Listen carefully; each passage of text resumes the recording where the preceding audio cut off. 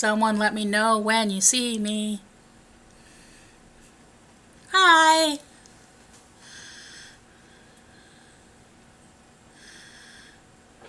I see you. Thank you. Welcome, everybody. Hi, friends. Lords, ladies, gentlemen, and gentlefolk. Uh, we are we are here for a live reading of A Christmas Carol, lovely fantasy where we pretend that a capitalist can change. So I am your Gonzo for this evening. This is my Rizzo. He is here for the food. And we are going to read to you Dickens' Ghost of an Idea. And I'm going to be joined by people as we go. So if the first chapter people want to turn on their cameras. And we will, when we get to the end of this stave, which is the word for chapter here, we will take a wee break so I can breathe, and then we will come back for the next chapter. So here we go. Marley was dead to begin with. There is no doubt whatever about that. The register of his burial was signed by the clergyman, the clerk, the undertaker, and the chief mourner. Scrooge signed it, and Scrooge's name was good upon a change for anything he put his hand to. Old Marley was dead as a doornail. Mind, I don't mean to say that I know of my own knowledge what there is particularly dead about a doornail. I might have been inclined myself to regard a coffin nail as the deadest piece of ironmongery in the trade. But the wisdom of our ancestors is in the simile, and my unhallowed hands shall not disturb it, or the country's done for. You will therefore permit me to repeat, emphatically, that Marley was as dead as a doornail. Scrooge knew he was dead. Of course he did. How could it be otherwise? Scrooge and he were partners for I don't know how many years. Scrooge was his sole executor, his sole administrator, his sole assign, his sole residuary legate, and his sole friend and sole mourner. And even Scrooge was not so dreadfully cut up by the sad event, but he was an excellent man of business on the very day of the funeral, and solemnized it with an undoubted bargain. The mention of Marley's funeral brings me back to the point I had started with. There is no doubt that Marley was dead. This must be distinctly understood, or nothing wonderful can come of the story I am going to relate. Scrooge never painted out old Marley's name. There it stood, years afterwards, above the warehouse door, Scrooge and Marley. The firm was known as Scrooge and Marley. Sometimes people new to the business called Scrooge, and sometimes Marley. But he answered to both names. It was all the same to him. Oh, but he was a tight-fisted, hand-to-the-grindstone Scrooge. A squeezing, wrenching, grasping, scraping, clutching, covetous old sinner, hard and sharp as flint, from which no steel had ever struck out generous fire. Secret and self-contained, and solitary as an oyster. The cold within him froze his old features, nipped his pointed nose, shriveled his cheek, stiffened his gait, made his eyes red, his thin lips blue, and spoke out shrewdly in his grating voice. A frosty rime was on his head, and on his eyebrows and his wiry chin. He carried his own low temperature always about with him. He iced his office in the dog days, and didn't thaw it 1 degree at Christmas. External heat and cold had little influence on Scrooge. No warmth could warm, no wintry weather chill him. No wind that blew was bitterer than he. No falling snow was more intent upon its purpose. No pelting rain less open to entreaty. Foul weather didn't know where to have him. The heaviest rain and snow and hail and sleet could boast of the advantage over him in only one respect. They often came down handsomely, and Scrooge never did. Nobody ever stopped him in the street to say, with gladsome looks, "My dear Scrooge, how are you? When will you come to see us?" No beggars implored him to bestow a trifle. No children asked him what it was o'clock. No man or woman ever once in all his life inquired the way to such and such a place of Scrooge. Even the blind men's dogs appeared to know him, and when they saw him coming, would tug their owners into doorways and up courts, and then would wag their tails as though they said, "No eye at all is better than an evil eye, dark master." But what did Scrooge care? It was the very thing he liked, to edge his way along the crowded paths of life, warning all human sympathy to keep its distance, was what the knowing one called nuts to Scrooge. Once upon a time, of all the good days in the year, on Christmas Eve, old Scrooge sat busy in his counting-house. It was cold, bleak, biting weather, foggy withal, and he could hear people in the court outside go wheezing up and down, beating their hands upon their breasts, and stamping their feet upon the pavement stones to warm them. The city clocks had only gone 3, but it was quite dark already. It had not been light all day, and candles were flaring in the darkness of the neighboring offices, like ruddy smears upon the palpable brown air. The fog came pouring in at every chink and keyhole, and it was so dense without that although the court was of the narrowest, the houses opposite were mere phantoms. To see the dingy cloud come drooping down, obscuring everything, one might have thought that nature lived hard by and was brewing on a large scale. The door of Scrooge's counting-house was open, that he might keep his eye upon his clerk, who, in a dismal little cell beyond, a sort of tank, was copying letters. Scrooge had a small fire, but the clerk's fire was so very much smaller that it looked like one coal. But he couldn't replenish it, for Scrooge kept the coal box in his own room, and so surely as the clerk came in with the shovel, the master predicted that it would be necessary for them to part. Wherefore the clerk put on his white comforter and tried to warm himself at the candle, in which effort, not being a man of strong imagination, he failed. "A Merry Christmas, Uncle! God save you!" cried a cheerful voice. It was the voice of Scrooge's nephew, who came upon him so quickly that it was his first intimation he had of his approach. "Bah! Humbug!" He had so heated himself with rapid walking in the Frog and Foss, this nephew of Scrooge's, that he was all aglow, his face was ruddy and handsome, his eyes sparkled, and his breath smoked again. "Christmas, a humbug, Uncle?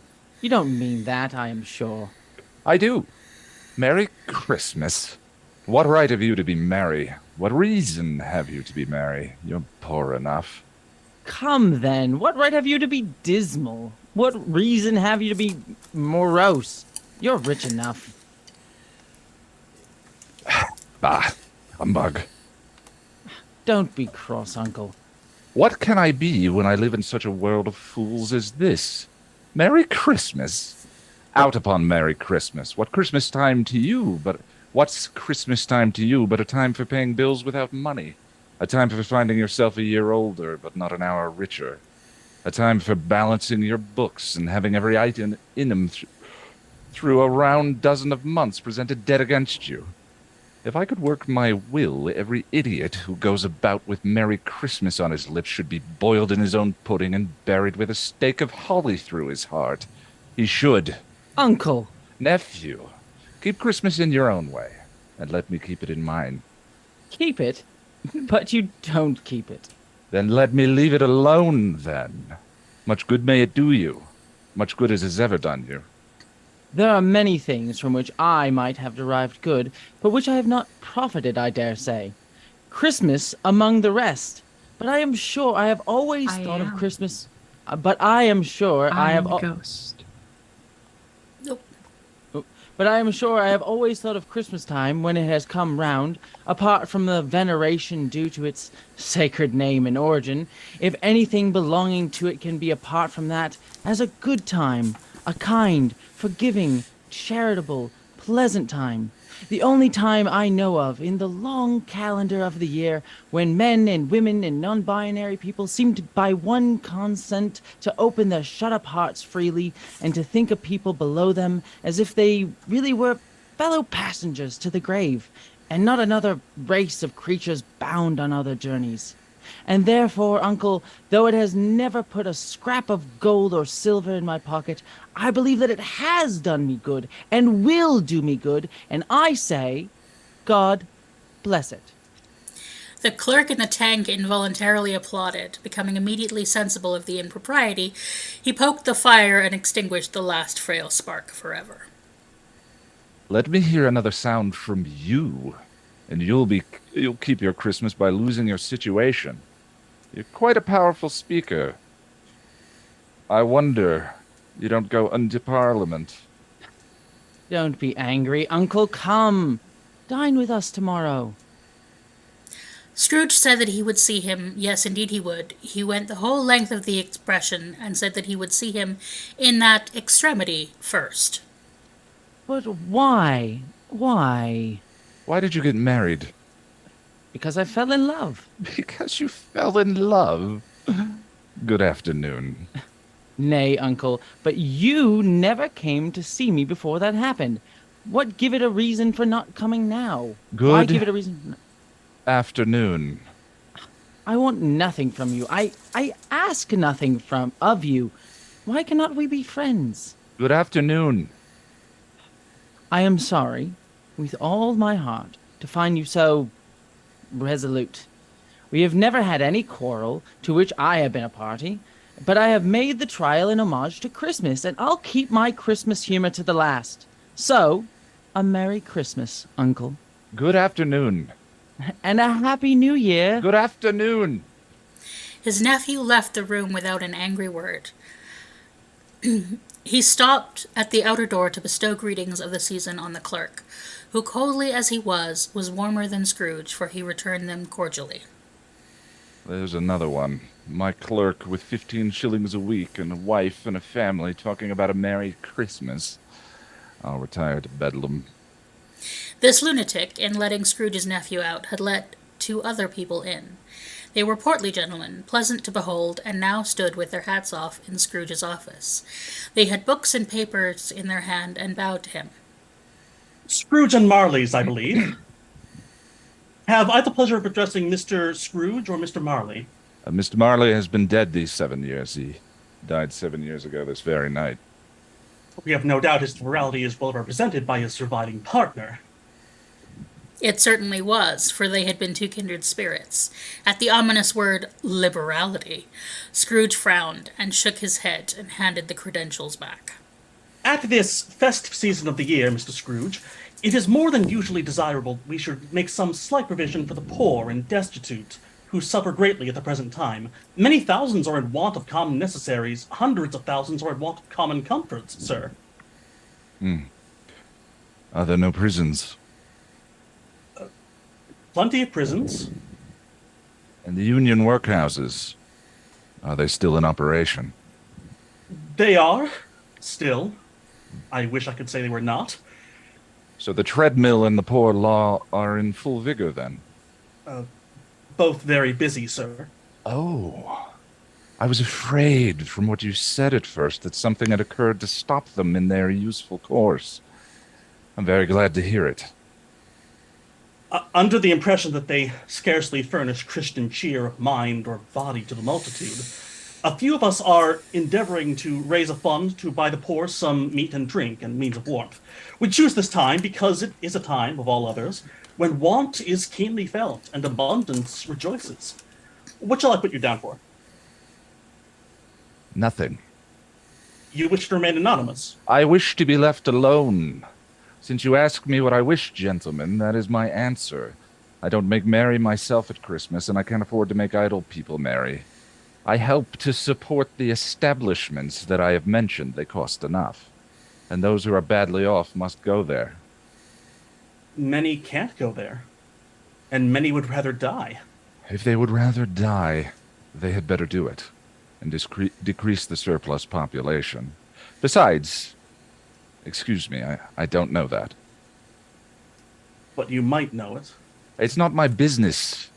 It's enough for a man to understand his own business and not to interfere with other people's. Mine occupies me constantly.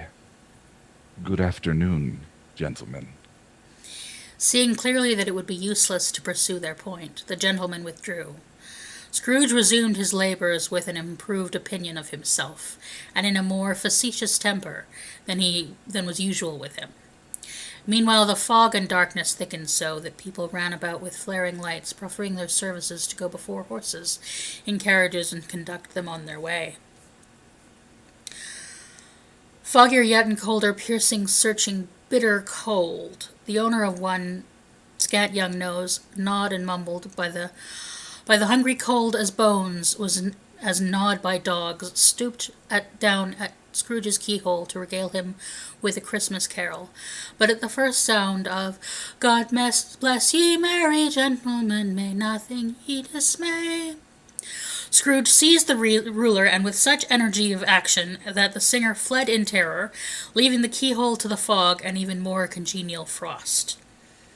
At length the hour of shutting up the counting-house arrived. With an ill will, Scrooge dismounted from his stool, and tacitly admitted the fact to the expectant clerk in the tank, who instantly snuffed his candle out and put on his hat. You'll want all day tomorrow, I suppose. Quite convenient, sir. It's not convenient, and it's not fair. If I was to stop half a crown for it, you'd think yourself ill-used, I'll be bound. And yet, you don't think me ill-used when I pay a day's wages for no work. It is only once a year. A poor excuse for picking a man's pocket every 25th of December. Buttoning his greatcoat to the chin. But I suppose you must have the whole day. But be here all the earlier the next. The clerk promised that he would, and Scrooge walked out with a growl. The office was closed in a twinkling, and the clerk, with the long ends of his white comforter dangling below his waist, for he boasted no greatcoat, went down a slide on Cornhill at the end of the lane of boys, 20 times in honour of its being Christmas Eve, and then ran home to Camden Town, as hard as he could pelt, to play at blindman's buff. Scrooge took his melancholy dinner in his usual melancholy tavern, and having read all the newspapers and beguiled the rest of the evening with his banker's book, went home to bed. He lived in chambers which had once belonged to his deceased partner.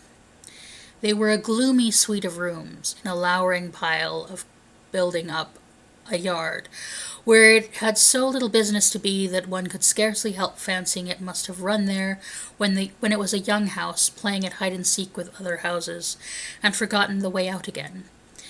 It was old enough and dreary enough, for nobody lived in it but Scrooge, the other rooms being all let out as offices. The yard was so dark that even Scrooge, who knew its every stone, was fain to grope with his hands. The fog and frost so hung about the black old gateway of the house that it seemed as if the genius of weather sat in mournful meditation on the threshold.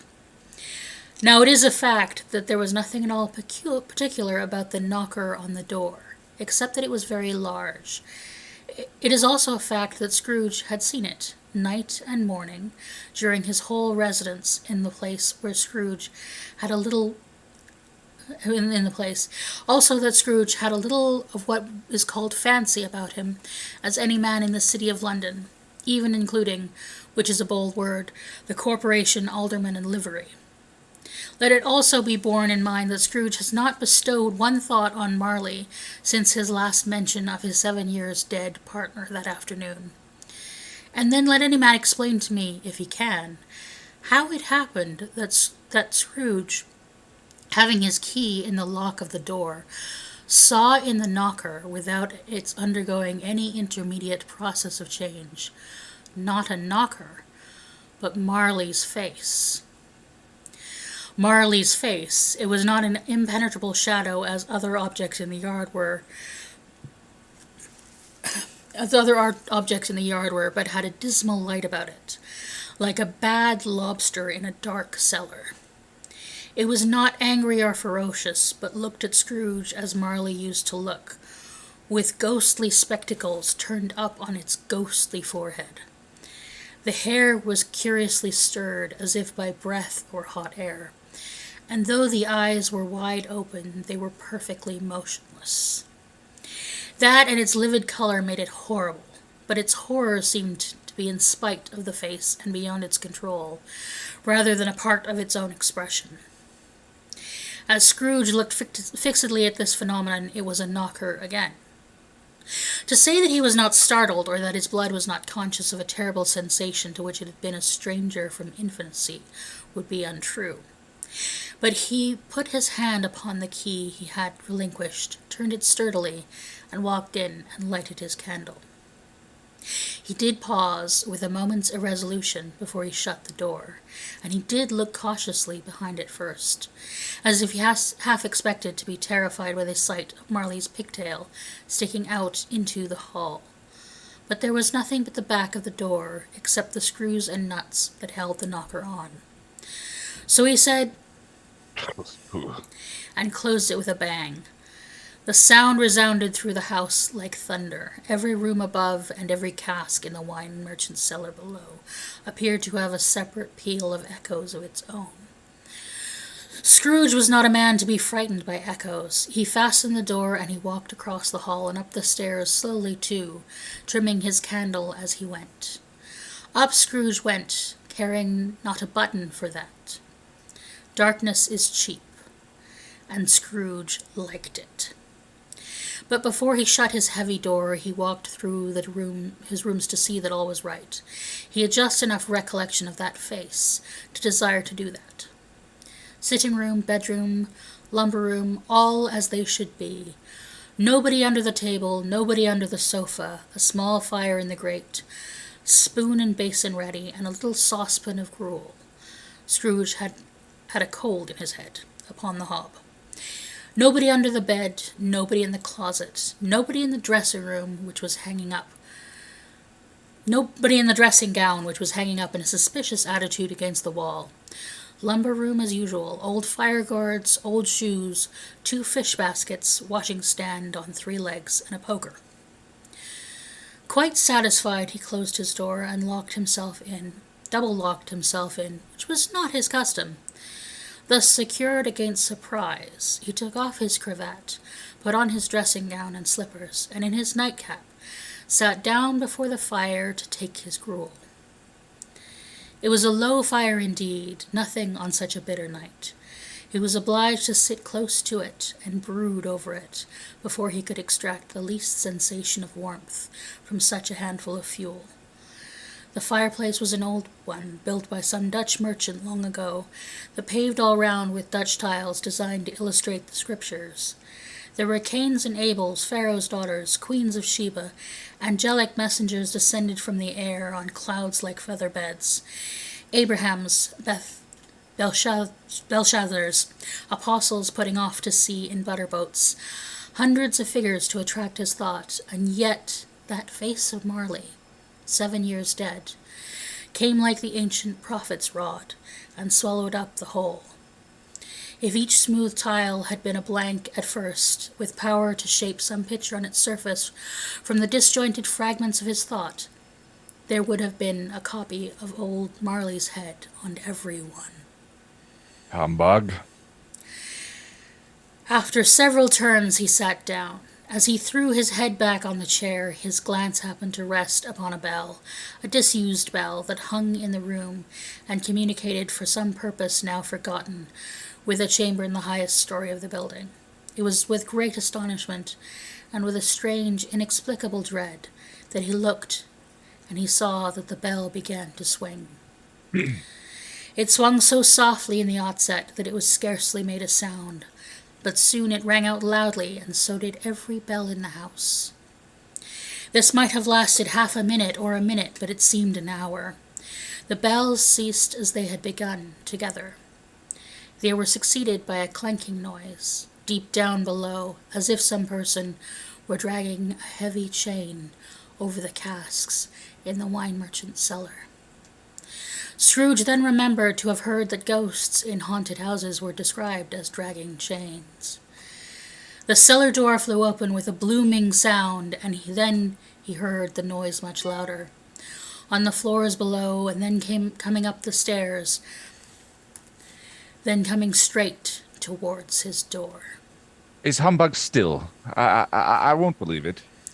His color changed, though, when, without pause, it came on through the heavy door, and passed into the room before his eyes. Upon its coming in, the dying flames leaped up as though it cried, "I know him, Marley's ghosts,"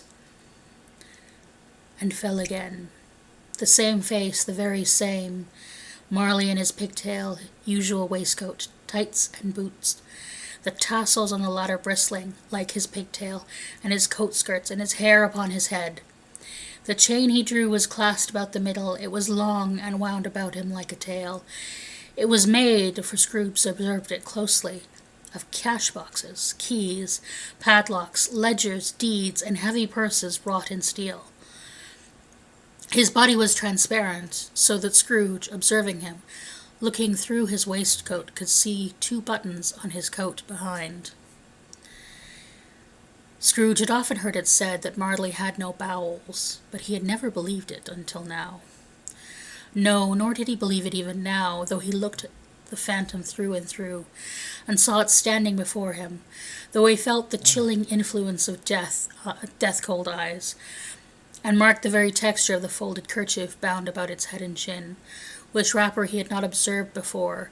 He was still incredulous, and fought against his senses. How now? What do you want with me? Much. Who are you? Ask me who I was. Who were you then? You're particular for a shade. In life, I was your partner, Jacob Marley. Can you sit down? I can. Well, do it then. Scrooge asked the question because he didn't know whether a ghost so transparent might find himself in a condition to take a chair, and felt that in the event of it being impossible, it might involve the necessity of an embarrassing explanation. But the ghost sat down on the opposite side of the fireplace, as if he was quite used to it. You don't believe in me. I don't. What evidence would you have of my reality beyond that of your senses? I don't know. Why do you doubt your senses? Because a little thing affects them. Slight disorder of the stomach makes them cheat. You may be an undigested bit of beef, a blot of mustard, a crumb of cheese, a fragment of an underdone potato. There's more of gravy than of gravy in you, whatever you are. Scrooge was not much in the habit of cracking jokes, nor did he feel in his heart by any means waggish then. The truth is that he tried to be smart as a means of distracting his own attention and keeping down his terror, for the spectre's voice disturbed the very marrow of his bones. To sit staring at those fixed eyes in silence for a moment would play, Scrooge felt, the very deuce with him. There was something very awful, too, in the spectre's being provided with an infernal atmosphere of its own. Scrooge could not feel it himself, but this was very clearly the case, for the ghost sat perfectly motionless. Its hair and skirts and tassels were still agitated as by the hot vapor from an oven. You see this toothpick? I do. You are not looking at it. But I see it Well- not standing. Well, I have but to swallow this and be for the rest of my days persecuted by a legion of goblins. All of my own creation. Humbug, I tell you. Humbug. At this, the spirit raised a frightful cry and shook its chains with such dismal and appalling noise that Scrooge held on tight to his chair to save himself from falling into a swoon. But how much greater was his horror when the phantom taking off his bandage round its head, as if it was too warm to wear indoors, its lower jaw dropped upon its breast. Scrooge fell upon his knees and clasped his hands before his face. Mercy, dreadful apparition. Why do you trouble me? Man of worldly mind, do you believe in me or not? I do. I must. But why do spirits walk the earth? And why do they come to me? It is required of every man that the spirit within him should walk among his fellow man and travel far and wide. And it is that spirit that goes not forth in life. It is condemned to do so after death. It is doomed to wander the world, oh woe is me, and witness what it cannot share, but might have shared on earth and turned to happiness. Again the spectre raised a cry and shook its chains and wrung its shadowy hands. You are fettered. Tell me why. I wear the chain I forged in life.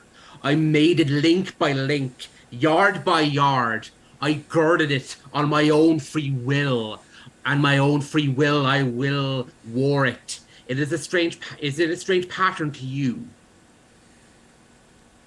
Scrooge trembled more and more. Or would you know the weight and length of the strong coil you bear yourself? It was full and heavy and long as this 7 Christmas Eves ago. You have labored on it since. It is a ponderous chain. Scrooge glanced around him on the floor in the expectation of finding himself surrounded by some 50 or 60 fathoms of iron cable, but he could see nothing. Jacob, old Jacob Marley, tell me more. Speak comfort to me, Jacob. I have none to give.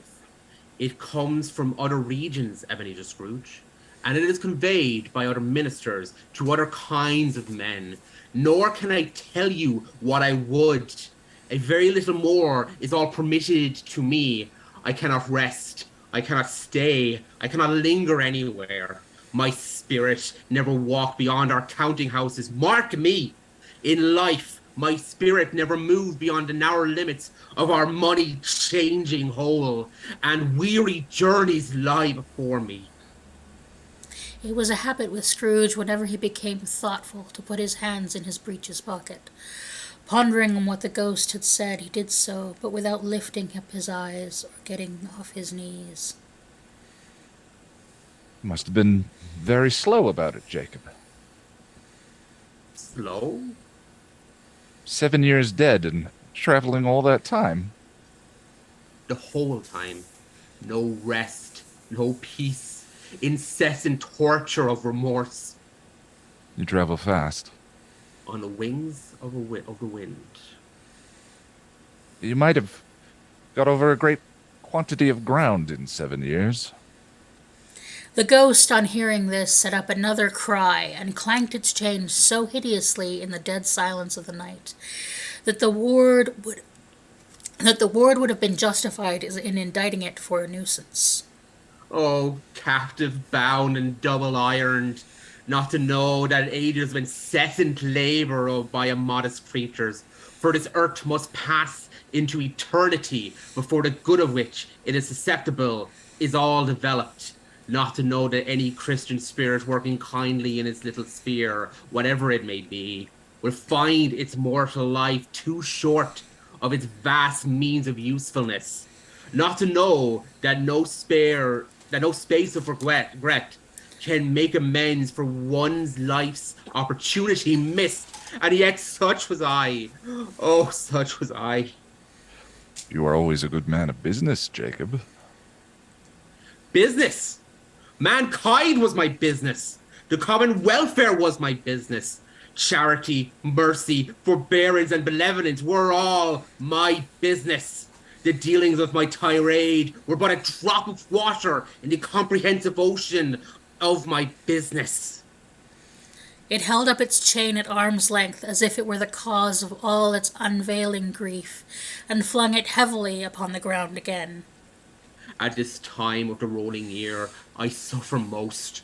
Why did I walk among the crowds of fellow beings with my eyes turned down, and never raise them to that blessed star which led the wise man to poor abode? Were there nor home, were there nor poor, were there nor poor homes to which its life would have conducted me?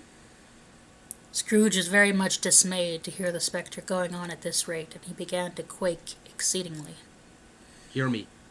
My time is nearly gone. I will. But don't be hard upon me. Don't be flowery, Jacob, I pray. How is it that I appear before you in a shape that you can see? I may not tell. I have sat invisible beside you many and many a day. It was not an agreeable idea. Scrooge shivered and wiped the perspiration from his brow. There is no light part of my penance. I am here tonight to warn you that you have yet a chance and hope of escaping my fate. A chance, a hope of my procuring Ebenezer. You were always a good friend to me. Thank you. You will be haunted by 3 spirits. Scrooge's countenance fell almost as low as the ghost's had done. Is that the chance and hope you mentioned, Jacob? It is. I think I'd rather not. Without their spirit, without their visits, you cannot hope to shun the path I tread. Expect the first tomorrow, when the bell tolls 1. Well, couldn't I take them all at once and have it over with, Jacob? Expect the second on the next night at the same hour. The third upon the next night, when the last stroke of 12 has ceased to vibrate. Look to see me no more, and look that, for your own sake, you remember what has passed between us. When it said these words, the spectre took its wrapper from its head, bound it round its head as before. Scrooge knew this by the smart sound its teeth made when the jaws were brought together by the bandage. He ventured to raise his eyes again and found his supernatural visitor, confronting him in an erect attitude, with its chains wound over and about its arm. The apparition walked backwards from him, and at every step it took, the window raised itself a little, so that when the spectre reached it, it was wide open. It beckoned Scrooge to approach, which he did. When they were within 2 paces of each other, Marley's ghost held up its hand, warning him to come no nearer. Scrooge stopped, not so much in obedience as in surprise and fear, for on the raising of the hand he became sensible of a confusing noise in the air, incoherent sounds of lamentation and regret, wailings inexpressibly sorrowful and self-accusatory. The spectre, after listening for a moment, joined in the mournful dirge, and floated out upon the bleak dark night. Scrooge followed to the window, desperate in his curiosity. He looked out. The air was filled with phantoms, wandering hither and thither in restless haste, and moaning as they went. Every one of them wore chains like Marley's ghost. Some few, they might be guilty governments, were linked together. None were free. Many had been personally known to Scrooge in their lives. He had been quite familiar with one old ghost in a white waistcoat, with a monstrous iron safe attached to its ankle, who cried piteously at being unable to assist a wretched woman with an infant, whom it saw below upon a doorstep. The misery with them all was clearly that they sought to interfere for good in human matters, and had lost the power forever. Whether these creatures faded into mist, or mist enshrouded them, he could not tell, but they and their spirit voices faded altogether, and the night became as it had been when he walked home. Scrooge closed the window and examined the door by which the ghost had entered. It was double-locked, as he had locked it with his own hands, and the bolts were undisturbed. He tried to say humbug, but stopped at the first syllable, and being, from the emotion he had undergone, or the fatigues of the day, or his glimpse of the invisible world, or the dull conversation of the ghost, or the lateness of the hour, much in need of repose, he went straight to bed, without undressing, and fell asleep upon the instant. We are now going to take a short break.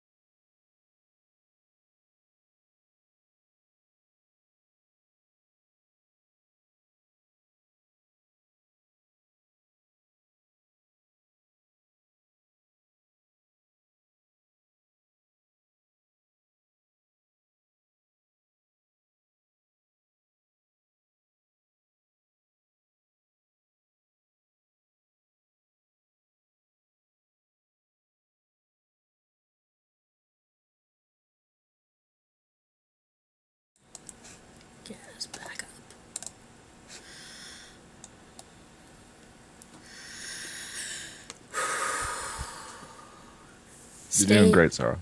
Thank you. Stave 2, the first of the three spirits. When Scrooge awoke, it was so dark that looking out of bed, he could scarcely distinguish the transparent window from the opaque wall of his chamber.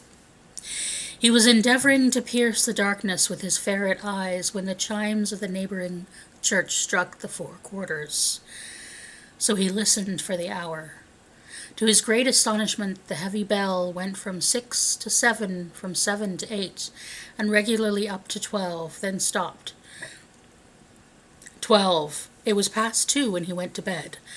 The clock was wrong. An icicle must have gotten it in his works. 12. He touched the spring of his repeater to correct the most preposterous clock. Its rapid little pulse beat 12 and stopped. Why, it is impossible that I can have slept through a whole day and far into another night. It is impossible that anything has happened to the sun, and that it is 12 at noon.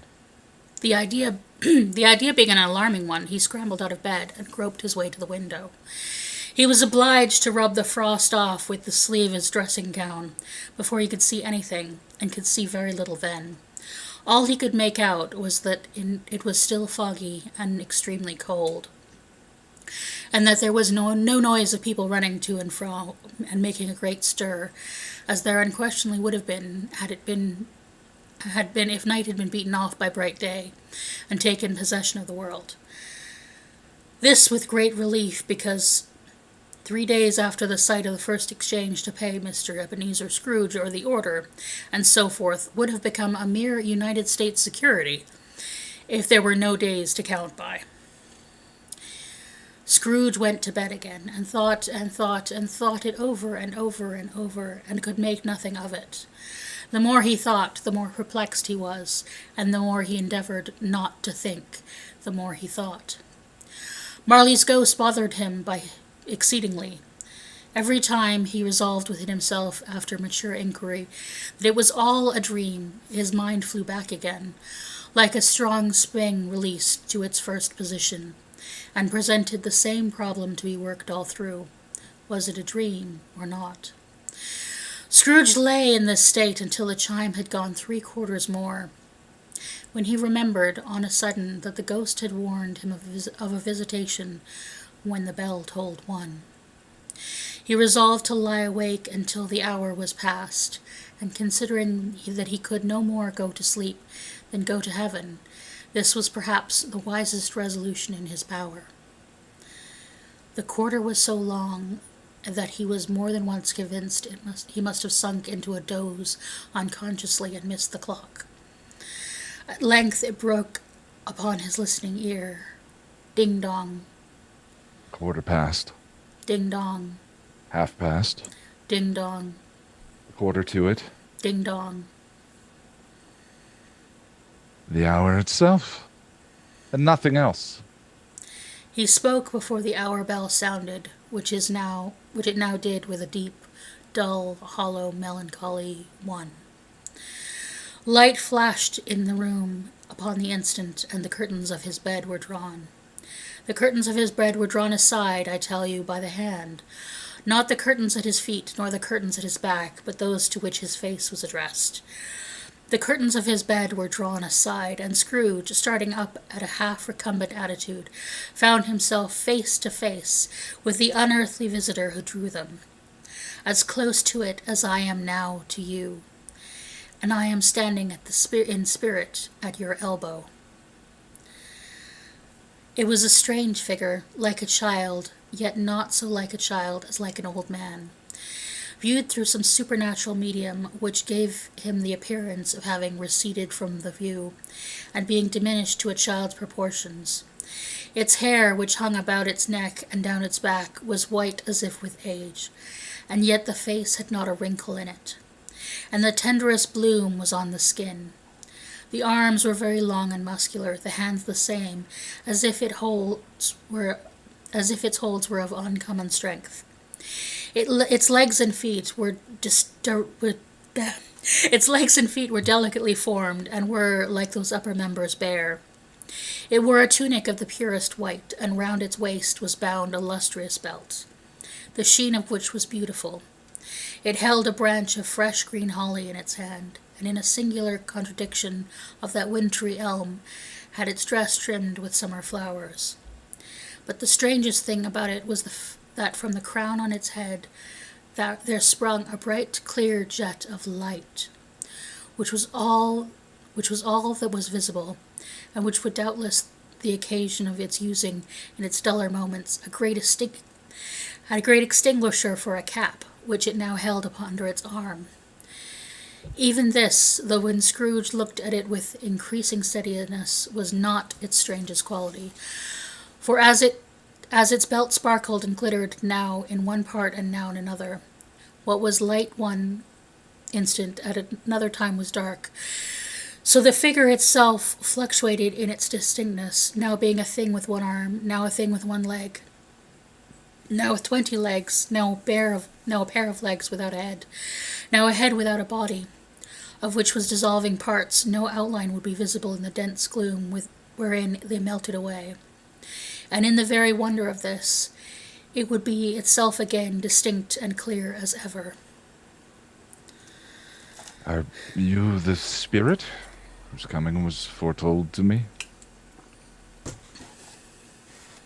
I am.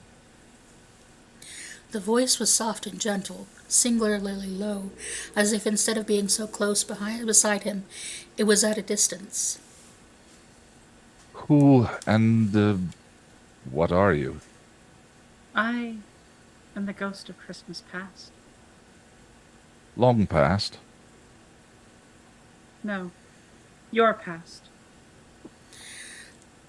Perhaps Scrooge could not have told anybody why, if anybody could have asked him, but he had a special desire to see the spirit in its cap, and begged him to be covered. What? Would you so soon put out with worldly hands what I give? Is it not enough that you are one of those whose passions made this cap, and forced me through whole trains of years to wear it low upon my brow? Scrooge reverently disclaimed all intention to offend or any knowledge of having wilfully bonneted the spirit at any period of his life. He then made bold to inquire what business brought him there. Your welfare. Scrooge expressed himself much obliged, but could not help think that the night of unbroken rest would have been more conducive to that end. The spirit must have heard him thinking, for it said immediately, Your reclamation, then. Take heed. It put out its strong hand as it spoke and clasped him gently by the arm. Rise and walk with me. It would have been in vain for Scrooge to plead that the weather of the hour was not adapted to pedestrian purposes, that the bed was warm, and the thermometer was way below freezing, that he was clad but lightly in his slippers, dressing gown, and nightcap, and that he had a cold upon him at the time. The grasp, though gentle as a woman's hand, was not to be resisted. He rose, but finding that the spirit made towards the window, clasped his robe in supplication. I am mortal and liable to fall. Bear but a touch of my hand there, and you shall be upheld in more than this. As the words were spoken, they passed through the wall, and stood upon an open country road, with fields at either hand. The city had entirely vanished. Not a vestige of it was to be seen. The darkness and the mist had vanished with it, for it was a clear, cold, wintry day, with snow upon the ground. Good heaven! I was bred in this place. I was a boy here. The spirit gazed upon him mildly, its touch gentle, though it had been light and instantaneous, appeared still present to the old man's sense of feeling. He was conscious of 1,000 odors floating in the air, each one connected with 1,000 thoughts and hopes and joys and cares long, long forgotten. Your lip is trembling, and what is that upon your cheek? Scrooge muttered with unusual catching in his voice that it was a pimple, and begged the ghost to lead him where it would. You recollect the way. Remember it? I could walk it blindfolded. Strange to have forgotten it for so many years. Let us go on. They walked along the road, Scrooge recognizing at every gate and post and tree, until the little market town appeared in the distance, with its bridge, its church, its winding river. Some shagging ponies now were seen trotting towards them with the boys upon their backs, who called to other boys in country gigs and carts and driven by farmers.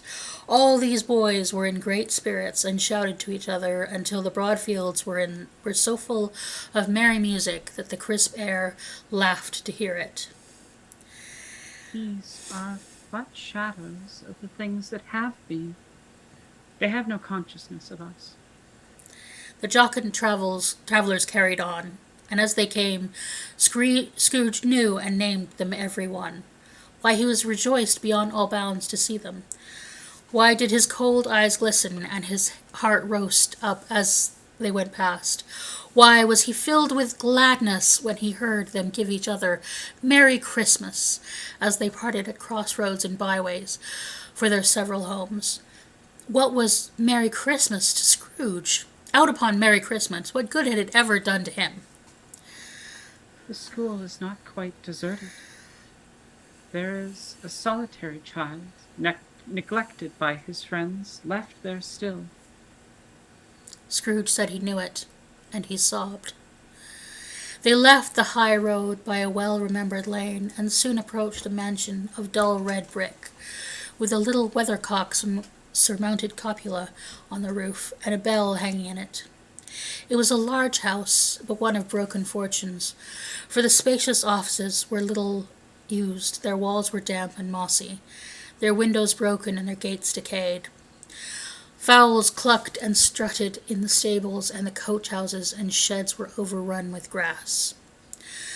Nor was it more retentive of its ancient state within, for entering the dreary hall and glancing through the open doors of many rooms, they found them poorly furnished, cold and vast. There was an earthly savour in the air, a chilly bareness in the place, which associated itself somehow with too much getting up by candlelight and not too much to eat. They went, the ghost and Scrooge, across the hall to a door at the back of the house. It opened before them, and disclosed a long, bare, melancholy room, made barer still by lines of plain deal forms and desks. At one of these, a lonely boy was reading near a feeble fire. Scrooge sat down upon the form, and wept to see his poor, forgotten self as he used to be. Not a ladened echo in the house, not a squeak and scuffle from the mice behind the panelling, not a drip from the half-thawed water-spout in the dull yard behind, not a sigh among the leafless boughs of one despondent poplar, not an idle swinging of an empty storehouse door, no, not a clicking on the fire, but fell upon the heart of Scrooge with a softening influence and gave him freer passage to his tears. The spirit touched him on the arm and pointed to his younger self, intent upon the reading. He said, in pity of his former self, "Poor boy," and cried again.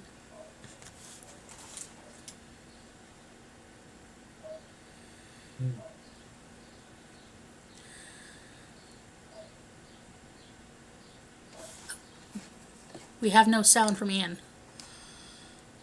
Apologies. I wish, but it's too late now. What is the matter? Nothing. Nothing. There was a boy singing a Christmas carol at my door last night. I should like to have given him something, that's all. Let us see another Christmas. Scrooge's former self grew larger in the words, and the room became a little darker and more dirty. The panels shrunk, the windows cracked, the fragments of plaster fell off the ceiling, and the naked lathe was shown upon instead. But how all this was brought about, Scrooge knew no more than you do. He only knew that it was quite correct, that everything had happened so, and that there he was alone again, when all the other boys had gone home for the jolly holidays. He was not reading now, but walking up and down despairingly. Scrooge looked at the ghost, and with a mournful shaking of his head, glanced anxiously towards the door. It opened, and a little girl, much younger than the boy, came darting in, putting her arms around his neck, and often kissing him, addressed him as, Dear, dear brother, I have come to bring you home, dear brother, to bring you home, home, home. Home, little Fran. Yes, home for good and all, home forever and ever. Father is so much kinder than he used to be. That home's like heaven. He spoke so gently to me one dear night when I was going to bed that I was not afraid to ask him once more if you might come home. And he said, yes, you should, and sent me in the coach to bring you.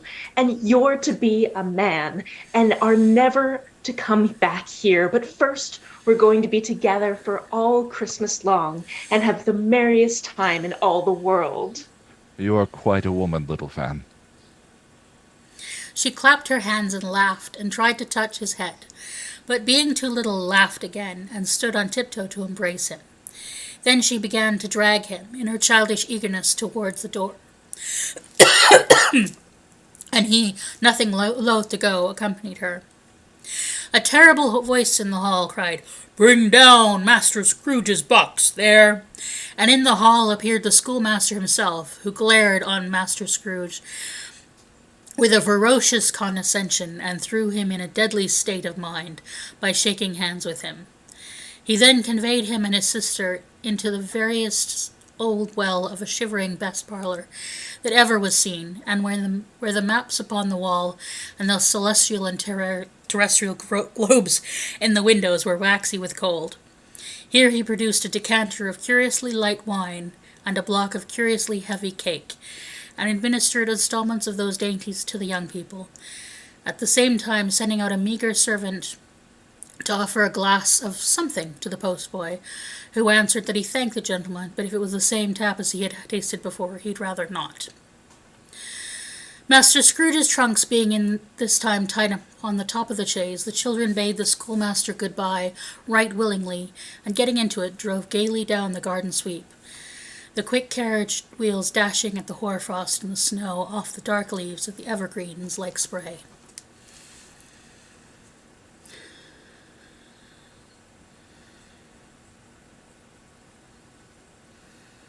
Sorry. Always delicate creature whom a breath might have withered, but she had a large heart. So she had. You're right. I will not gainsay it, spirit. God forbid. She died a woman, and had, as I think, children. One child. True. Your nephew. Yes. Although they had but that moment left the school behind them. Sorry. They were now in a busy thoroughfare of a city, where shadowy passengers passed and repassed, where shadowy carts and coaches battled for the way, and all strife and tumult of the real city were. It was plain enough by the dressing of the shops that here too it was Christmas time again. But it was evening, and the streets were lighted up. The ghost stopped at a certain warehouse door, and asked Scrooge if he knew it. Know it? Was I apprenticed here?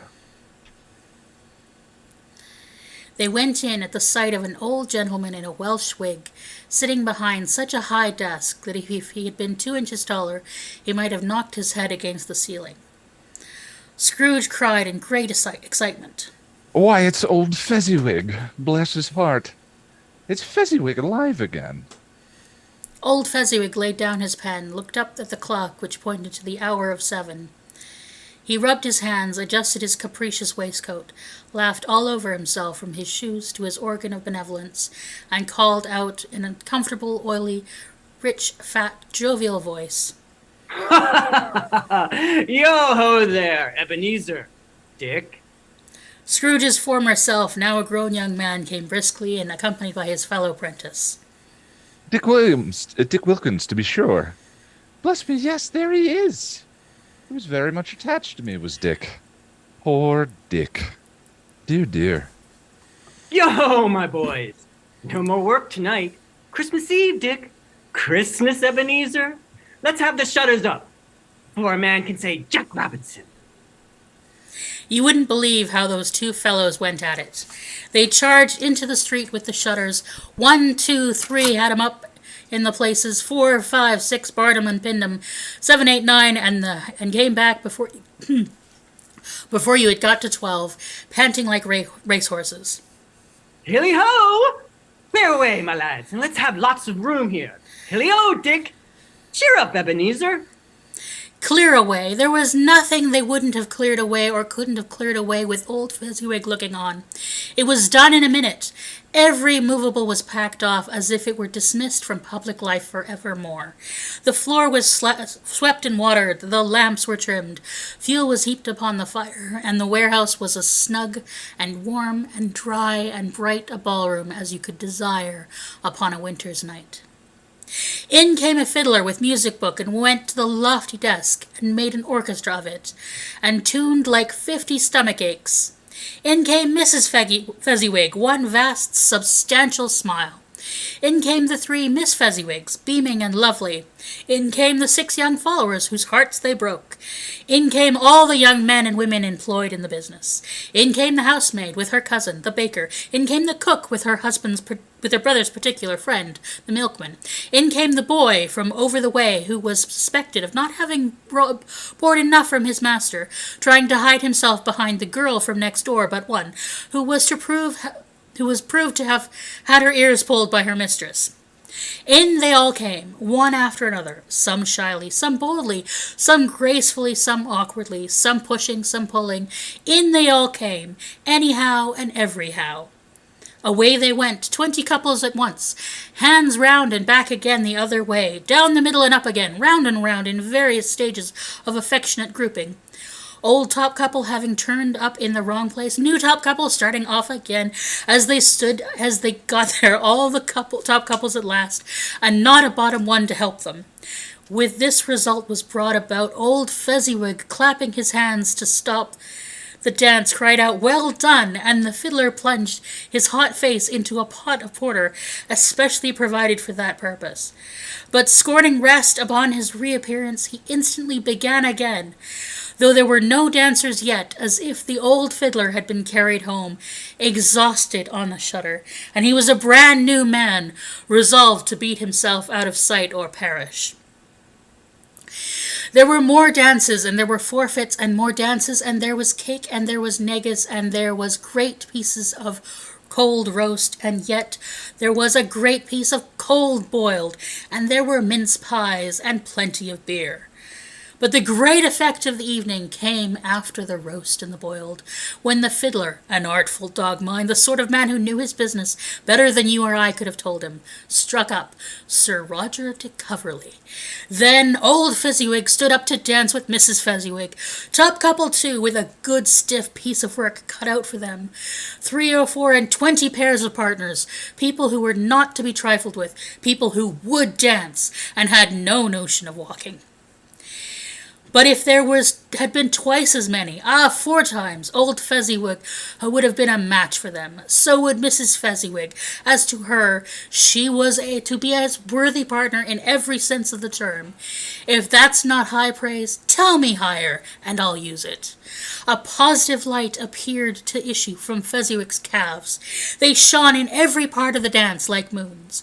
You couldn't have predicted at any given time what would have become of them next, and when old Fezziwig and Mrs. Fezziwig had gone all through the dance, advance and retire, both hands to your partner, bow and curtsy, corkscrew, thread the needle, and back again to your places, Fezziwig cut so deftly that he appeared to wink with his legs, and came upon his feet again without a stagger.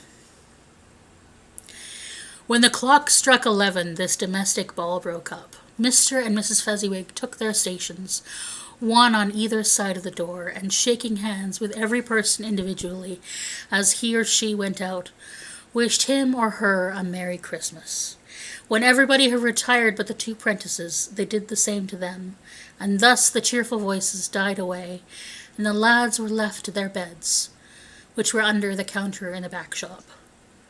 During the whole of this time, Scrooge had acted like a man out of his wits. His heart and soul were in the scene with his former self. He corroborated everything, remembered everything, and enjoyed everything, and underwent the strangest agitation. It was not until now, when the bright faces of his former self and Dick were turned from them, that he remembered the ghost, and became conscious that it was looking full upon him, while the light upon its head burnt very clear.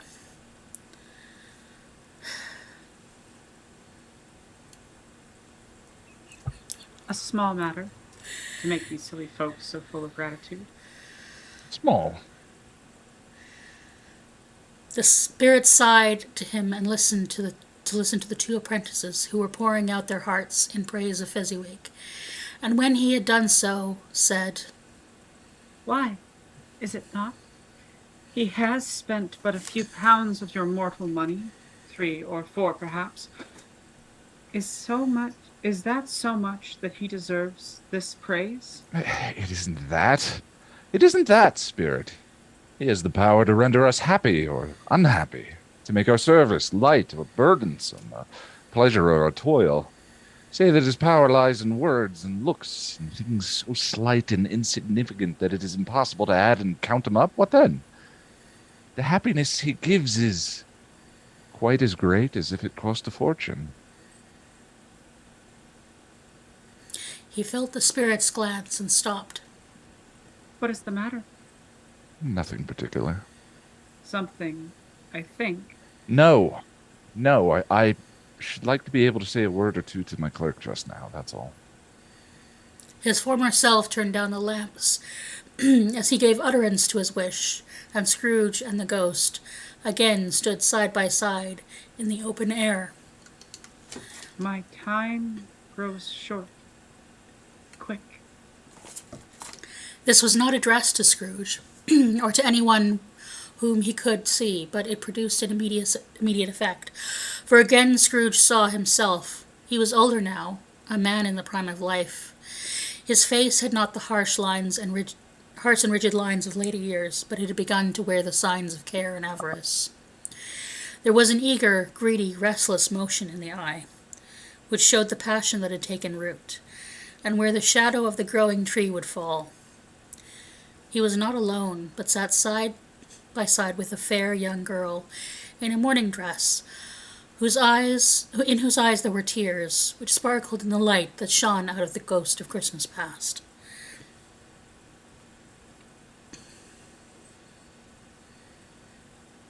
Oh, sorry, it wasn't marked in the sheet, so. It matters little. To you. Very little. Another idol has displaced me, and if it can cheer and comfort you in time to come, as I would have tried to do, That's I have Bellamy. no just cause to grieve. Oh, sorry. It's okay. Okay, I'll start over then. Yeah. Sorry, Bellamy. No, it's okay. I was also muted, so I fixed it. Live theater, folks. It matters little. To you, very little. Another idol has displaced me, and if it can cheer and comfort you for time to come, as I would have tried to do, I have no just cause to grieve. What idol has displaced you? The golden one. This is the even-handed dealing of the world. There's nothing on which it is so hard as poverty, and there is nothing it professes to condemn with such severity as the pursuit of wealth. You fear the world too much.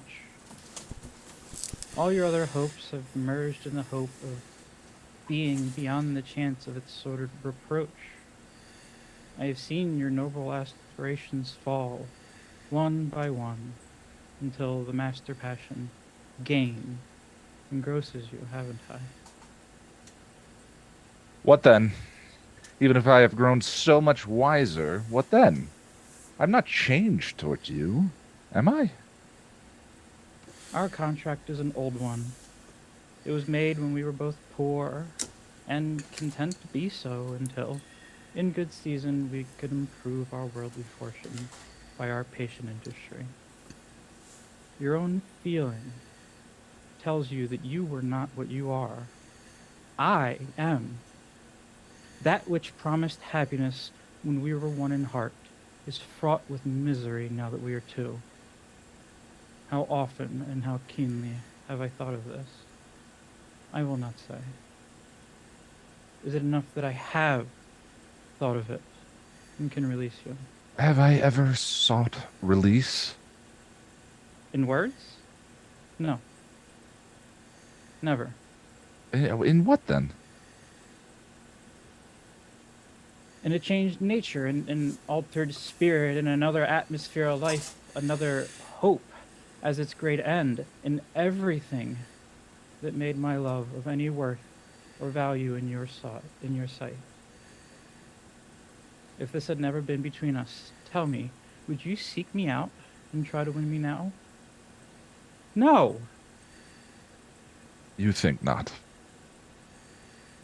I would gladly think otherwise if I could. Heaven knows, when I have learned a truth like this, I know how strong and irresistible it must be.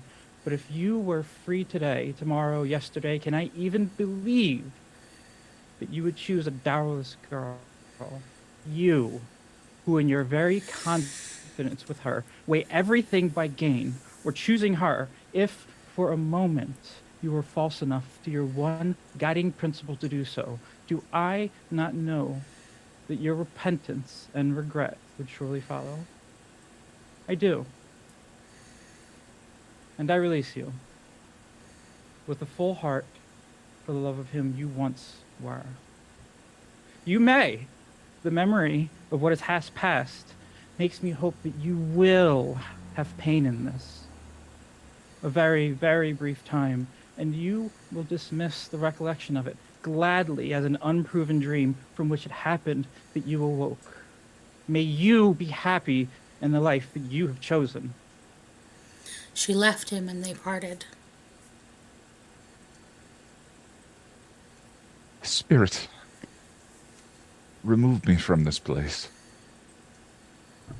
I told you, these were shadows of things that have been. They are what they are. Do not blame me. Remove me. I cannot bear it. He turned upon the ghost, and seeing that it looked upon him with a face in which, in some strange way, there were fragments of all the faces it had shown him, wrestled with it. Leave me. Take me back. Haunt me no longer. In the struggle, if that can be called a struggle in which the ghost, with no visible resistance on its own part, was undisturbed by any effort from its adversary, Scrooge observed that the light was burning high and bright, and dimly connected that it was with its influence over him. He seized the extinguisher cap, and with sudden action pressed it down upon its head. The spirit dropped beneath it, so that the extinguisher covered its whole form. But though Scrooge pressed it down with all his force, he could not hide the light, which streamed from under it, and in an unbroken flood upon the ground. He was conscious of being exhausted, and overcome by an irresistible drowsiness, and further of being in his own bedroom. He gave the cap a parting squeeze, in which his hand relaxed, and had barely time to reel to bed before he sank into a heavy sleep. And we're going to take another break.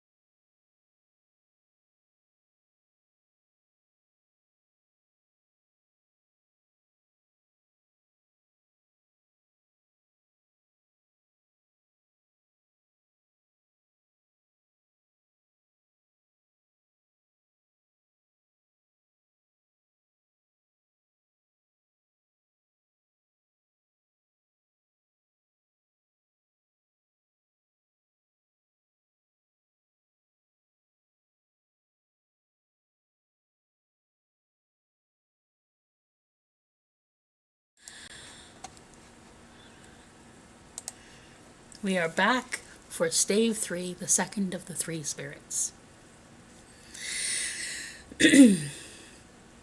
Awaking in the middle of a prodigiously tough snore and sitting up in bed to get his thoughts together, Scrooge had no occasion to be told that the bell was again upon the stroke of 1. He felt that he was restored to consciousness in the right nick of time for the especial purpose of holding a conference with a second messenger dispatched to him through Jacob Marley's intervention. But finding that he turned uncomfortably cold when he began to wonder which of his curtains this new spectre would draw back, he put them every one aside with his own hands, and laying down again, established a sharp look-out all round the bed. For he wished to challenge the spirit on the moment of its appearance, and he did not wish to be taken by surprise and made nervous. Gentlemen of the free and easy sort, who plume themselves on being acquainted with a move or two, and being usually equal to the time of day, express a wide range of their capacity for adventure to observing that they are good for anything from pitch and toss to manslaughter, between which opposite extremes, no doubt, there lies a tolerably wide and comprehensive range of subjects. Without venturing for Scrooge quite as hardly as this, I don't mind calling on you to believe that he was ready for a good broad field of strange appearances that had nothing between a baby and a rhinoceros would have astonished him very much. Now being prepared for almost anything, he was not by any means prepared for nothing. And consequently, when the bell struck 1 and no shape appeared, he was taken with a violent fit of trembling. 5 minutes, 10 minutes, a quarter of an hour went by, and yet nothing came. All this time he lay upon his bed, the very core and centre of a blaze of ruddy light, which streamed upon it when the clock proclaimed the hour, and which, being only light, was more alarming than a dozen ghosts. As he was powerless to make out what it meant, or would be at, and was sometimes apprehensive that he might be at this very moment be in an interesting case of spontaneous combustion, without having the consolation of knowing it. At last, however, he began to think, as you or I would have thought at first, for it is always the person not in the predicament who knows what ought to be done in it, and would unquestionably have done it too.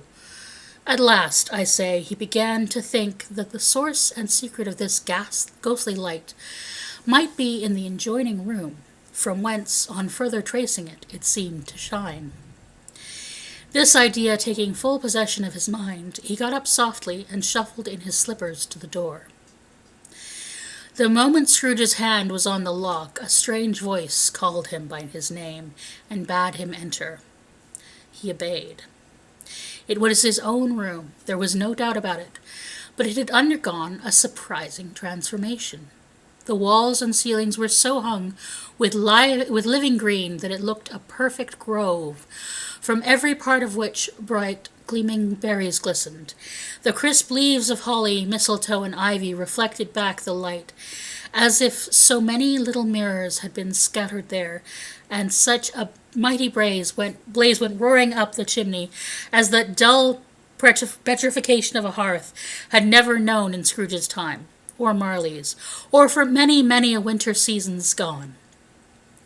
Heaped on the floor in a form of a kind of throne were turkeys, geese, game, poultry, brawn, a great joints of meat, sucking pegs, long wreaths of sausages, mince pies, plum puddings, barrels of oysters, red-hot chestnuts, cherry-cheeked apples, juicy oranges, luscious pears, immense 12 cakes, and seething bowls of punch, that made the chamber dim with their delicious steam.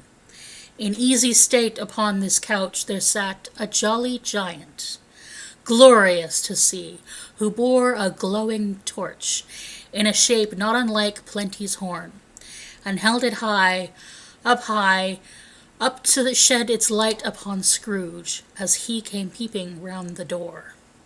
Come in and know me better, man. Scrooge entered timidly, and hung his head before the spirit. He was not the dogged Scrooge he had been, though the spirit's eyes were clear and kind. He did not like to meet them. I am the ghost of Christmas present. Look upon me. Scrooge reverently did so. It was clothed in one simple green robe or mantle, bordered with white fur. This garment hung so loosely on the figure that its capacious breast was bare, as if disdaining to be warded or concealed by any artifice. Its feet, observable beneath the ample folds of the garment, were also bare, and on its head it wore no other covering than a holly wreath, set here and there with shining icicles. Its dark brown curls were long and free as its genial face, its sparkling eye, its open hand, its cheery voice, its unconstrained demeanor, and its joyful air. Girded round its middle was an antique scabbard, but no sword was in it, and the ancient sheath was eaten up with rust. You have never seen the like of me before. Never. Have never walked forth with the younger members of my family? Meaning, for I am very young, my elder brothers, born in these later years. I don't think I have. I'm afraid I have not. Have you many brothers, Spirit? More than 1,800. A tremendous family to provide for. Spirit, conduct me where you will. I went forth last night on compulsion, and I learned a lesson which is working now. Tonight, if you have aught to teach me, let me profit by it. Touch my robe.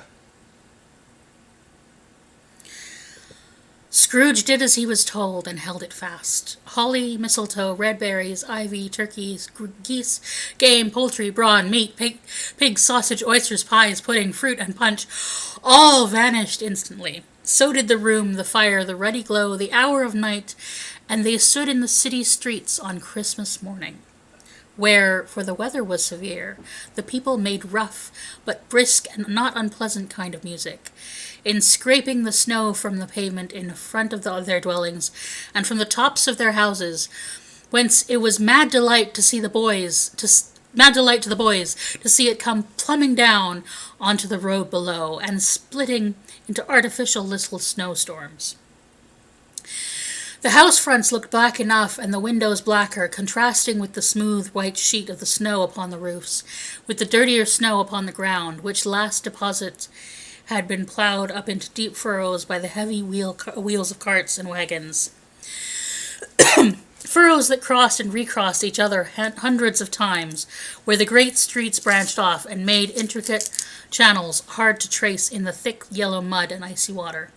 The sky was gloomy, and the shortest streets were choked up with a dingy mist, half thawed, half frozen, whose heavier particles descended in a shower of sooty atoms, as if all the chimneys in Great Britain had, by one consent, caught fire, and were blazing away to their dear heart's content.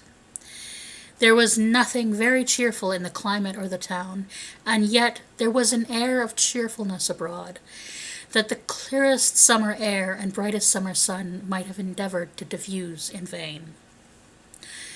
For the people who were shoveling away on the rooftops were jovial and full of glee, calling out to one another from the parapets, and now and then exchanging a facetious snowball, better-natured missiles far than many a wordy jest, laughing heartily as it went right and not less heartily if it went wrong. The poulterers' shops were still half open, and the fruiterers were radiant in their glory. There were great round pot-bellied baskets of chestnuts, shaped like the waistcoats of jolly old gentlemen, lolling at the doors and tumbling out into the streets in their apoplectic opulence. The grocers nearly closed, with perhaps 2 shutters down or 1. But through those gaps such glimpses, it was not alone that the scales descended on the counter made a merry sound, and the twine and roller parted company so briskly that the canisters were rattled up and down like juggling tricks, or even that the blended scents of tea and coffee were grateful to the nose.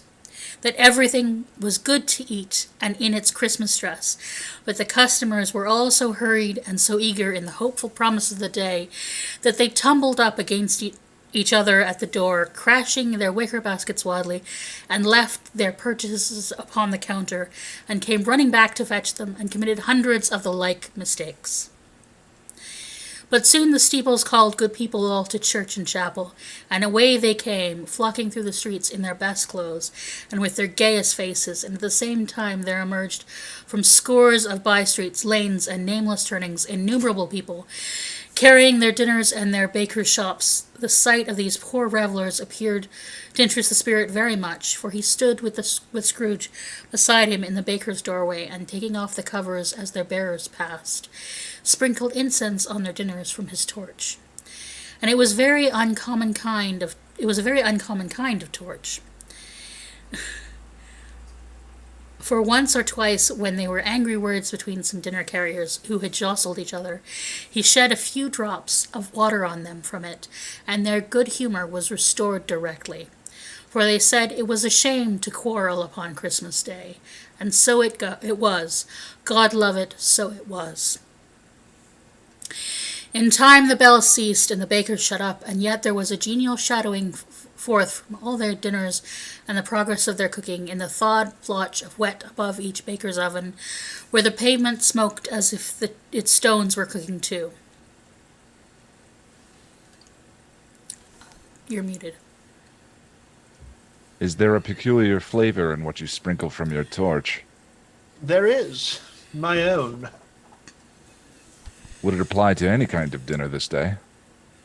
Oh, to any kindly given. To a poor one most. Why to a poor one most? Because it needs it most.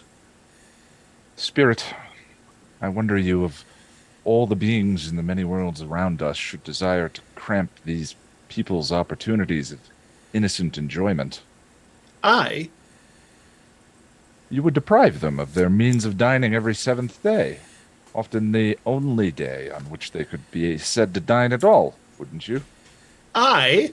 You seek to close these places on the seventh day, and it comes to the same thing. I seek. Forgive me if I'm wrong. Yeah, it has been done in your name, or at least in that of your family.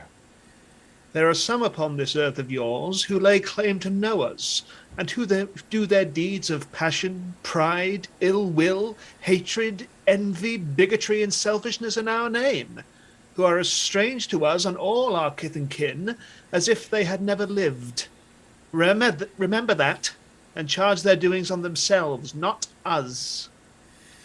Scrooge promised that he would, and they went on, invisible as they had been before, into the suburbs of the town. It was a remarkable quality of the ghost, which Scrooge had observed at the baker's, that notwithstanding his gigantic size, he could accommodate himself to any place with ease, and that he stood beneath a low roof quite as gracefully and like as a supernatural creature as it was possible he could have done in a lofty hall.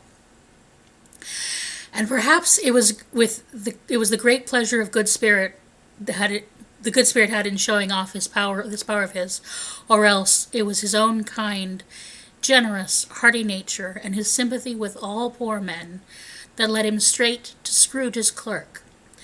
For there he went, and took Scrooge with him, holding on to his robe, and on to the threshold of the door with the spirit smiled, and stopped to bless Bob Cratchit's dwelling, with a sprinkling of his torch. Think of that. Bob had but 15 bob a week himself. He pocketed on Saturdays but 15 copies of his own Christian name. And yet the ghost of Christmas present blessed his 4-roomed house. Then up rose Mrs. Cratchit, Cratchit's wife, dressed out but poorly in a twice-turned gown, but brave in ribbons, which are cheap and made goodly show for 6pence. And she laid the cloth, assisted by Belinda Cratchit, second of her daughters, also brave in ribbons, while Master Peter Cratchit plunged a fork into the saucepan of potatoes, and getting the corners of his monstrous shirt collar, Bob's private property, conferred upon his son and heir in honor of the day, into his mouth, rejoiced to find himself so gallantly attired, and yet yearned to show his linen in the fashionable parks. And now 2 small Cratchits, boy and girl, came tearing in, screaming that outside the baker's they had smelt the goose and known it for their own, and basking in luxurious thought of sage and onion, these young Cratchits danced about the table and exalted Master Peter Cratchit to the skies, while he, not proud, although his collars nearly choked him, blew the fire until the slow potatoes bubbled up, knocking loudly upon the saucepan lid to be let out and peeled. Whatever has got your precious father, then? And your brother Tiny Tim? And Martha weren't as late last Christmas by half an hour. Here's Martha, Mother. Here's Martha, Mother, cried the 2 Cratchits. Hurry, there is such a goose, Martha. Why, bless your heart alive, my dear, how late you are. We had a deal of work to finish up last night, and had to clear away this morning, Mother. Well, never mind, so long as you are come. Sit ye down before the fire, my dear, and have a warm Lord bless ye. No, there's Father coming. Hide, Martha, hide! So Martha hid herself, and in came little Bob, the father, with at least 3 feet of comforter, exclusive of its fringe, hanging down before him, and threadbare clothes darned up and brushed to look seasonable, and Tiny Tim upon his shoulders. Alas for Tiny Tim! He bore a little crutch, and had limbs supported by an iron frame. Where's our Martha? Not coming. Not coming? Not coming upon Christmas Day? Martha didn't like to see him disappointed, even if it were only in a joke, so she came out prematurely from behind the closet door and ran into his arms, while the 2 young Cratchits hustled Tiny Tim and bore him off to the wash-house, where he might hear the pudding cracking, singing in the copper. And how did little Tim behave?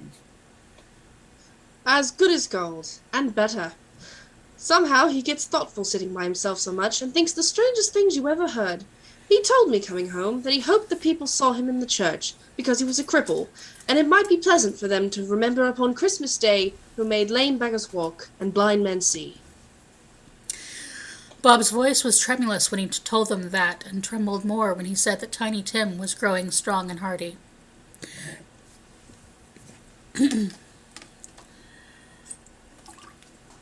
His active little crutch was heard upon the floor, and back came Tiny Tim before another word was spoken, escorted by his brother and sister to his stool before the fire, and while Bob, turning up his cuffs, as if, poor fellow, they were capable of being made more shabby, compounded some hot mixture in a jug with gin and lemons, and stirred it round and round and put it on the hob to simmer. Master Peter and the 2 ubiquitous young Cratchits went to fetch the goose, which they soon returned in a high procession. Such a bustle ensued that you might have thought the goose a rarest of birds, a feathered phenomenon, to which a black swan was a matter of course. And in truth it was something very like it in that house. Mrs. Cratchit made the gravy, ready beforehand in a little saucepan, hissing hot. Master Peter mashed the potatoes with incredible vigor. Miss Belinda sweetened up the applesauce. Martha dusted the hot plates. Bob took Tiny Tim beside him in a tiny corner of the table, and the 2 young Cratchits set chairs for everybody, not forgetting themselves, and mounting guard upon their post, crammed spoons in their mouths, lest they should shriek for goose before it was their turn came to be helped.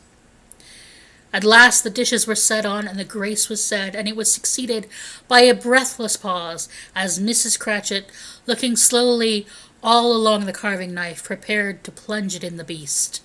But when she did, and when the long-expected gush of stuffing issued forth, one murmur of delight arose all round the board, and even Tiny Tim, excited by the 2 young Cratchits, beat on the table with the handle of his knife, and feebly cried, "Hurrah!"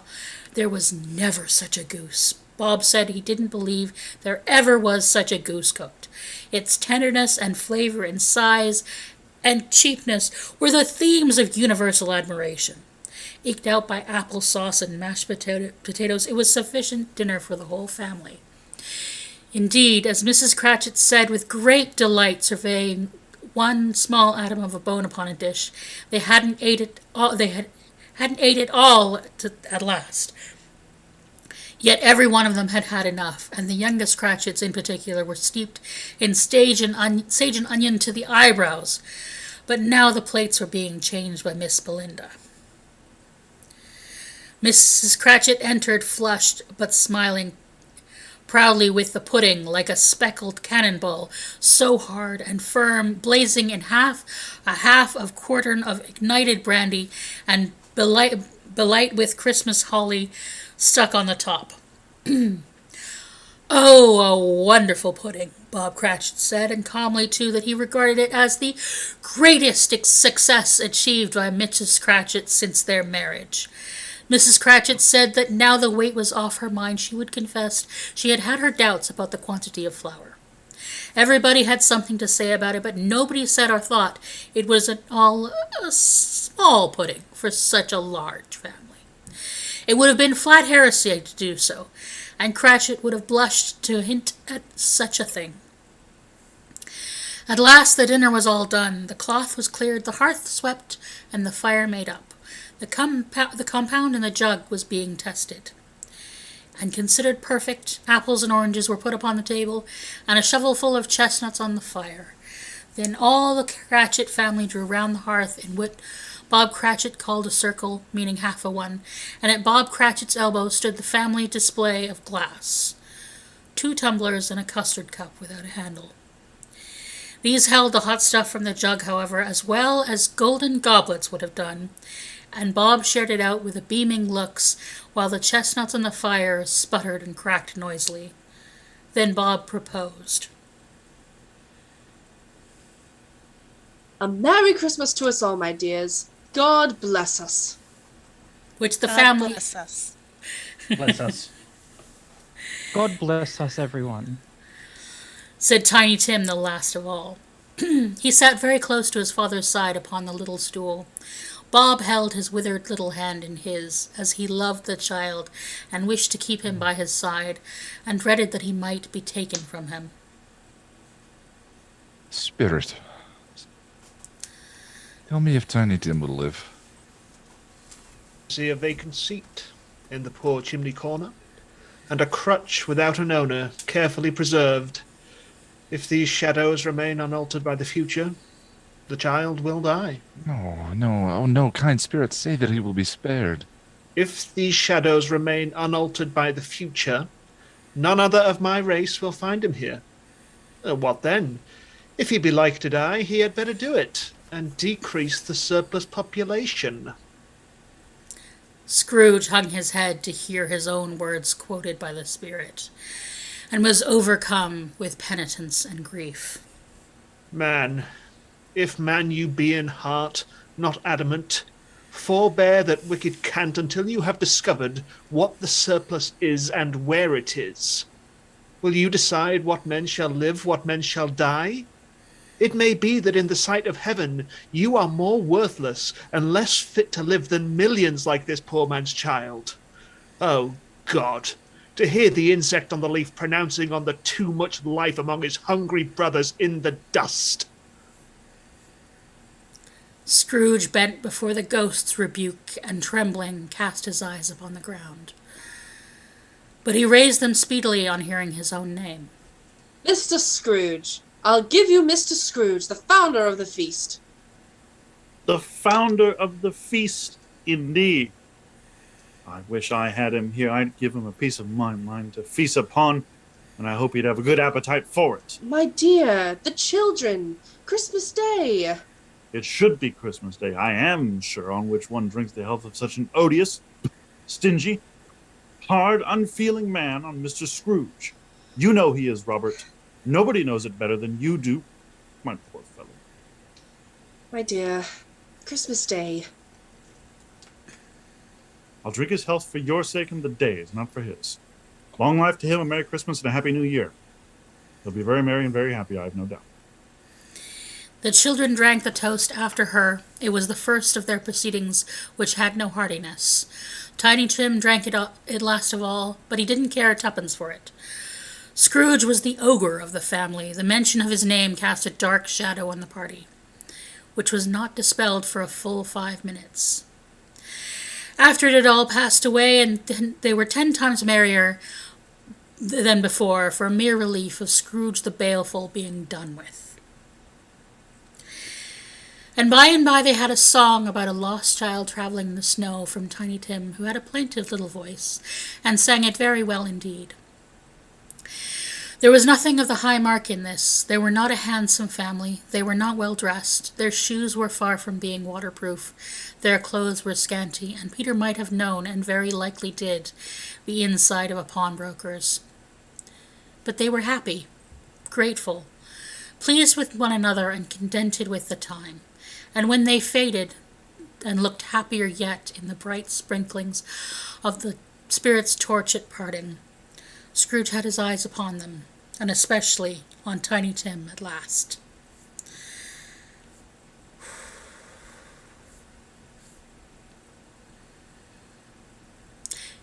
It was great surprise to Scrooge, while thus engaged, to hear a hearty laugh.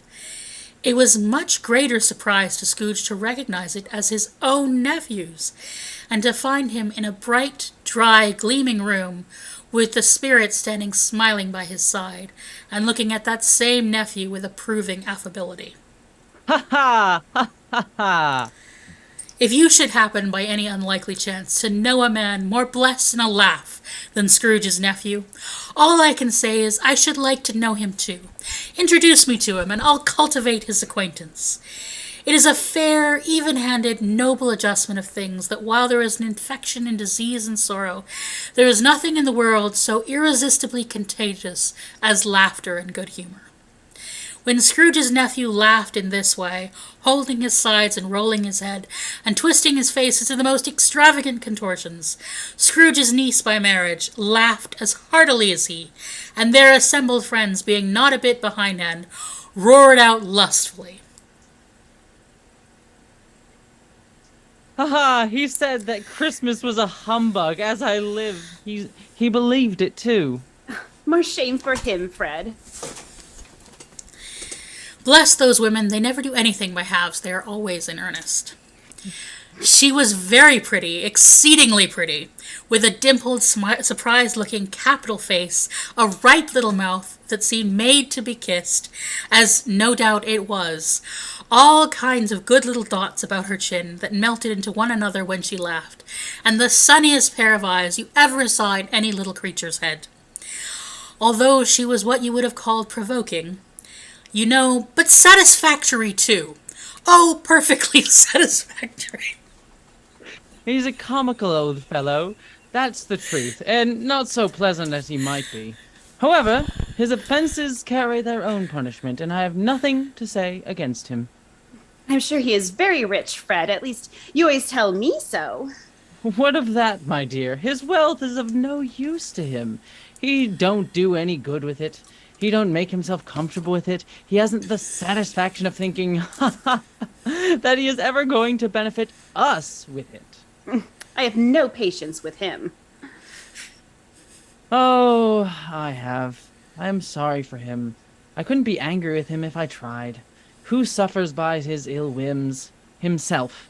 Always.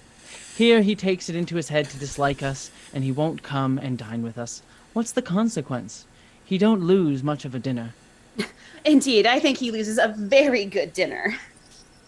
Everybody else said the same, and they must be allowed to have been competent judges, because they had just had dinner, and with the dessert upon the table were clustered round the fire by lamplight.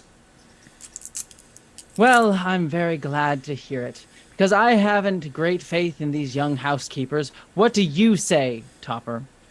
Topper had clearly got his eyes upon one of Scrooge's niece's sisters, for he had answered that a bachelor was a wretched outcast who had no right to express his opinion on the subject, whereat Scrooge's niece's sister, the plump one with the lace tucker, not the one with the roses, blushed.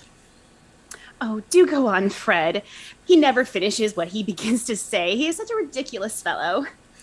Scrooge's nephew revelled in another laugh, and as it was impossible to keep the infection off, though the plump sister tried hard to do it with aromatic vinegar, his example was unanimously followed.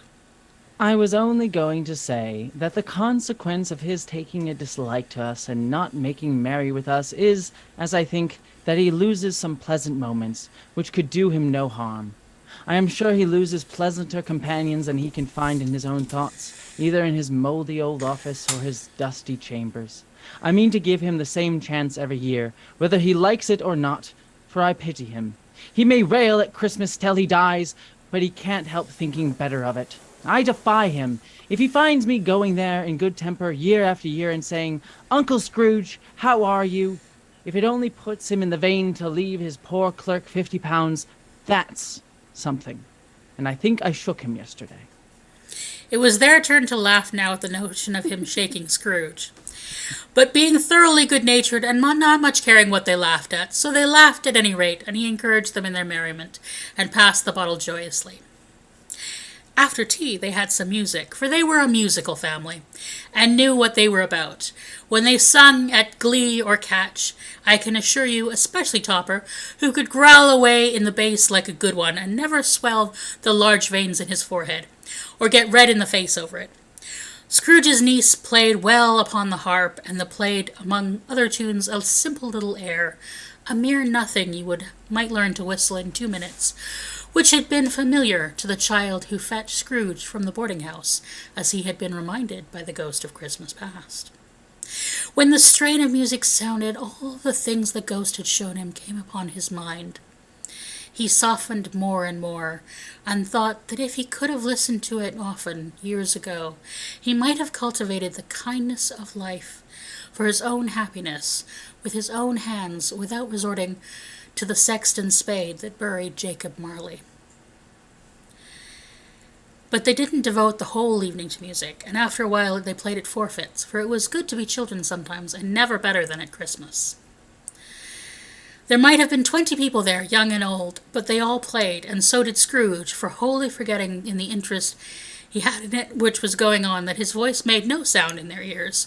He sometimes came out with his guess quite loud, and often guessed quite right, too, for the sharpest needle best in Whitechapel warranted not to cut in the eye was not sharper than Scrooge, blunt as he took it in his head to be. The ghost was greatly pleased to find him in this mood, and looked upon him with such favour that he begged like a boy to be allowed to stay until the guest departed. But this the spirit could not have done. Here is a new game. 1/2 hour, Spirit. Only one. It was a game called Yes and No, where Scrooge's nephew had to think of something that the rest might find out what. He only answered their questions yes or no, as the case was. The brisk fire of questioning which he exposed elicited from him that he was thinking of an animal, a live animal, rather a disagreeable animal, a savage animal, an animal that growled and grunted sometimes, and talked sometimes, and lived in London, and walked upon the streets, and wasn't made a show of, and wasn't led by anyone, and didn't live in a menagerie, and was never killed in a market, and was not a horse, or not an ass, or a cow, or a bull, or a tiger, or a dog, or a pig, or a cat, or a bear. At every fresh question that was put to him, this nephew burst into a fresh roar of laughter, as so inexpressibly tickled that he was obliged to get off the sofa and stamp. At last the plump sister, falling into a similar state, cried out, "I have found it out! I know what it is, Fred! I know what it is!" What is it? It's your Uncle Scrooge! Which it certainly was. Admiration was the universal sentiment, though some objected to the reply that "is it a bear?" ought to have been yes, inasmuch as an answer in the negative was sufficient to have diverted their thoughts away from Mr. Scrooge, supposing they had ever had the tendency to go that way.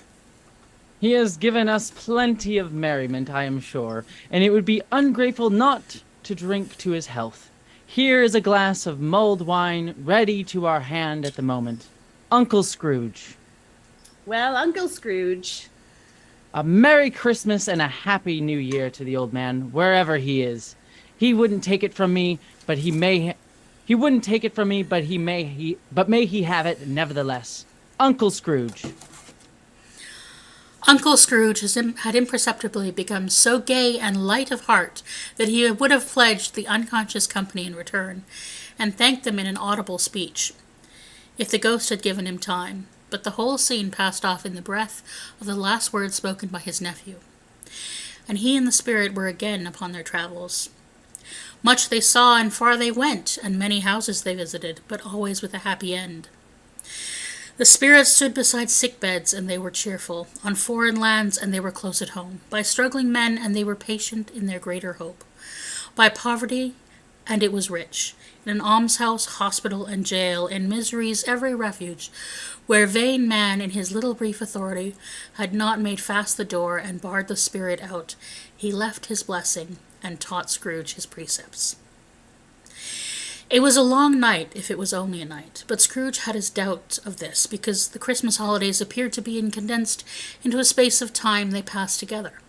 It was strange, too, for while Scrooge remained unaltered in his outward form, the ghost grew older, clearly older.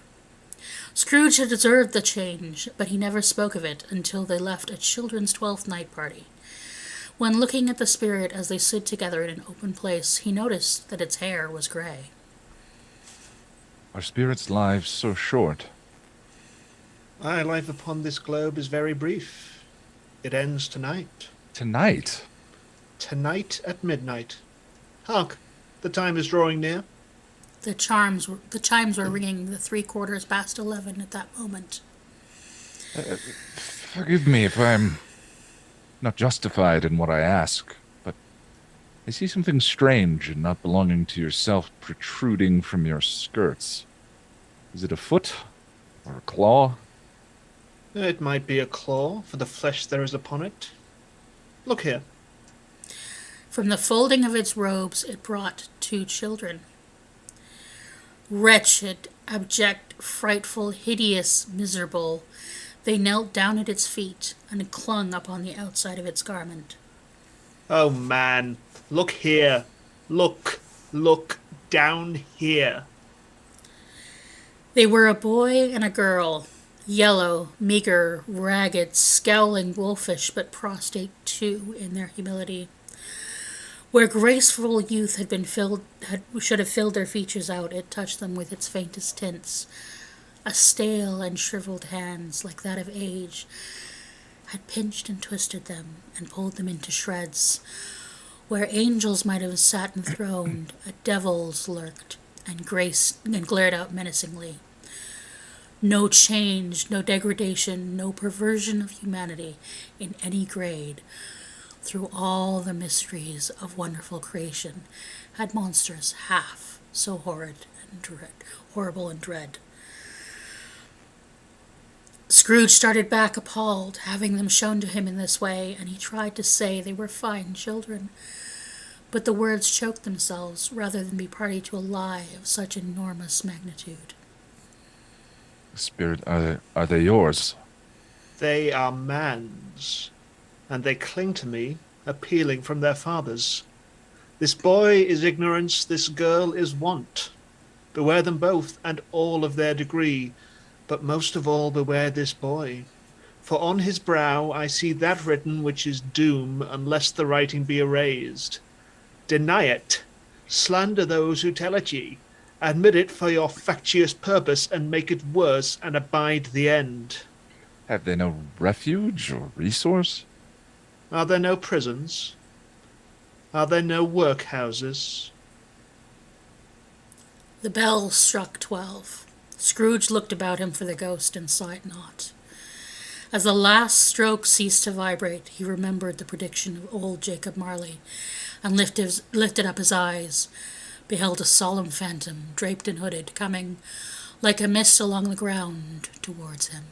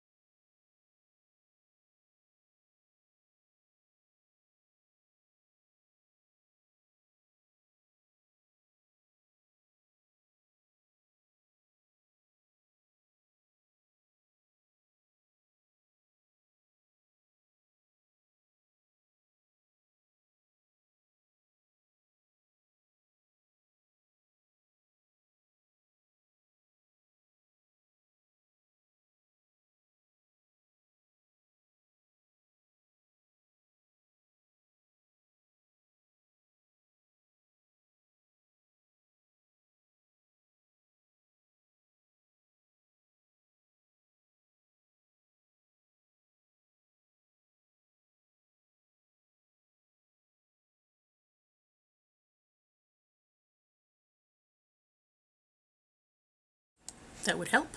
Probably help. Am I in this section? Yes. Okay. Okay.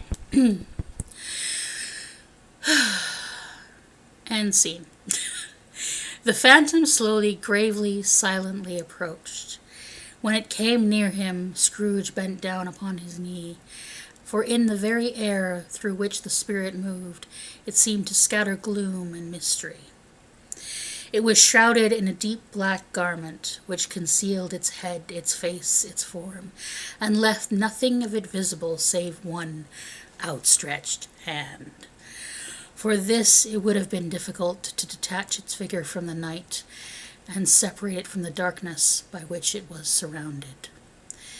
He felt that it was tall and stately when it came beside him, and that its mysterious presence filled him with a solemn dread. He knew no more, for the spirit neither spoke nor moved. I am in the presence of the ghost of Christmas yet to come. The spirit answered not, but pointed onward with its hand. You are about to show me shadows of things that have not happened, but will happen in the time before us? Is that so, spirit? The upper portion of the garment was contracted for an instant in its folds, as if the spirit had inclined its head. It was the only answer he received. Although well used to ghostly company by this time, Scrooge feared the silenced shape so much that his legs trembled beneath him, and he found that he could hardly stand when he prepared to follow it. The spirit paused a moment, as observing his condition and giving him time to recover, but Scrooge was all the worse for this. It thrilled him with a vague, uncertain horror. To know that behind the dusky shroud there were ghostly eyes intently fixed upon him, while he, though he stretched out his own to the utmost, could see nothing but a spectral hand and one great heap of black. Ghost of the future. I fear you more than any specter I have seen. But as I know your purpose is to do me good, and as I hope to live to be another man from what I was, I'm prepared to bear you company. Do it with a thankful heart. Will you not speak to me? It gave him no reply. The hand was pointed straight before them. Lead on. Lead on. The night is waning fast. It is precious time to me, I know. Lead on, spirit. The phantom moved away as it had come towards him. Scrooge followed in the shadow of its dress, which bore him, he thought, and carried him along. They scarcely seemed to enter the city, for the city rather seemed to spring upon them, and encompass them from its own acts. But there were, in the heart of it, a change amongst the merchants, who hurried up and down and clinked their money in their pockets and conversed in groups, and looked at their watches and trifled thoughtfully with their great gold seals, and so forth, as Scrooge had seen them often. The spirit stopped beside one little knot of businessmen, observed that the hand was pointed to them. Scrooge advanced to listen to their talk. No, I don't know much about it either way. I only know he's dead. When did he die? Last night, I believe. Why, what was the matter with him? I thought he'd never die. God knows. What has he done with his money? Haven't heard. Left it to his company, perhaps. He hasn't left it to me, that's all I know. It's likely to be a very cheap funeral. For upon my life, I don't know of anybody to go to it. Suppose we make up a party and volunteer? I don't mind going if a lunch is provided, but I must be fed if I make one. Well, I am the most disinterested among you after all, for I never wear black gloves, and I never eat lunch. But I'll offer to go if anybody else will. When I come to think of it, I'm not at all sure I wasn't his most particular friend, for we used to stop and speak whenever we met. Bye-bye. Bye. Speakers and listeners strolled away, and mixed with other groups, Scrooge knew the men, and looked toward the spirit for an explanation. Scrooge was first inclined to be surprised that the spirit should attach importance to conversations apparently so trivial, but feeling assured that they must have some hidden purpose, he set himself to consider what it likely to be. They could scarcely be supposed to have any bearing on the death of Jacob, his old partner, for that was past, and this ghost's province was the future. Nor could he think of anyone immediately connected to himself to whom he could apply them. But nothing doubted that to whomsoever they applied they had some latent moral for his own improvement. He resolved to treasure up every word he heard, and everything he saw, and especially to observe the shadow of himself when it appeared. For he had an expectation that the conduct of his future self would give him the clue he missed, and would render the solution of these riddles easy. He looked about in that very place for his own image, but another man stood in his accustomed corner. And though the clock pointed at his usual time of day for being there, he saw no likeness of himself among the multitudes that poured in through the porch. It gave him little surprise, however, for he had been resolving in his mind for a change of life, and hoped he saw his newborn resolution carried out in this. Quiet and dark beside him stood the phantom, with its outstretched hand. When he roused himself from his thoughtful quest, he fancied from the turn of its hand, and its situation in reference to himself, that the unseen eyes were looking on him cleanly. It made him shudder and feel very cold. They left the busy scene and went to an obscure part of town, where Scrooge had never penetrated before, although he recognized its situation and its bad repute. The ways were foul and narrow, the shops and houses wretched, the people half-naked, drunken, slipshod, ugly. Alleys and archways, like so many cesspools, disgorged their offences of smell and dirt and life upon the strangling streets, and the whole quarter reeked with crime, with filth and misery. Far in this den of infamous resort, there was a low-browed beetling shop, below a penthouse roof, where old iron, old rags, bottles, bones, and greasy offal were brought. Upon the floor within were piled up heaps of rusty keys, nails, chains, hinges, files, scales, weights, and refuse of iron of all kind. Secrets that few would like to scrutinize were bred and hidden in mountains of unseemly rags, masses of corrupted fat and sepulchres of bone. Sitting in among the wares he dealt in, by a charcoal stove made out of old brick, was a grey-haired rascal, nearly 70 years of age, who had screened himself from the cold air without by a frowsy curtaining of miscellaneous tatters, hung upon a line, and smoked his pipe in all the luxury of calm retirement.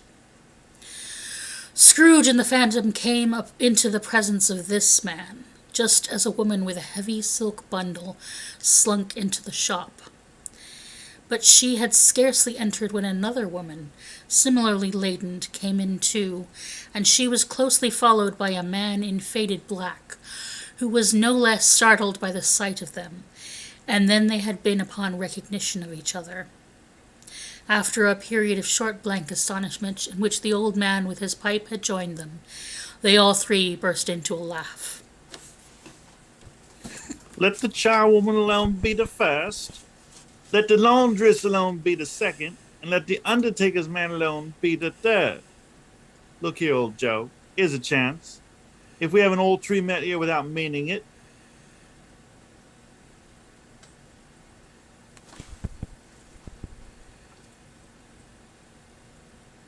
Yep. You're muted. Joe's muted. Sorry. You couldn't have met in a better place. Come to the parlour. You were made free of it long ago, you know. And the other two ain't strangers. stop till I shut the door in the shop. Ah, how it scrapes. There aren't such a rusty bit of metal in the place as it own hinges, I believe. And I'm sure there's no such old bones here as mine. Ha! We're all suitable to our calling and we're all matched. Go into parlour, go into parlour. The parlor was a space behind the screen of rags. The old man raked up the fire together with an old stair rod, and having trimmed his smoky lamp, for it was night, with the stem of his pipe, put it in his mouth again. While he did this, the woman who had spoken threw her bundle on the floor and sat down in a flaunting manner on a stool, crossing her elbows and knees, and looked with bold defiance at the other two. What old's den? What old's den, Mrs. Dilber? Every person has a right to take care of themselves. He always did. That's true indeed, no man more so. Why then don't stand staring as if you was afraid, woman? Who's the wiser? We're not going to pick holes in each other's coats, I suppose. No indeed, we should hope not. Very well then, that's enough. Who's the worse for the loss of a few things like these? Not a dead man, I suppose. No indeed.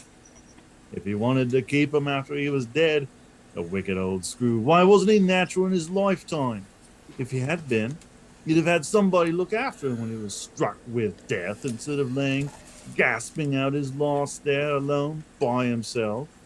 It's the truest word that was ever spoke. It's a judgment on him. I wish it was a little heavier judgment, as it should have been. You may depend upon it if I could have laid my hands on anything else. Open that bundle, old Joe, and let me know the value of it. Speak out plain. I'm not afraid to be the first, nor afraid for them to see it. We knew pretty well what we were helping ourselves before we met here, I believe. It's no sin. Open the bundle, Joe. But the gallantry of her friends would not allow this, and the man in the faded black, mounting the breach first, produced his plunder. It was not extensive. A seal or two, a pencil case, a pair of sleeve buttons, and a brooch of no great value were all.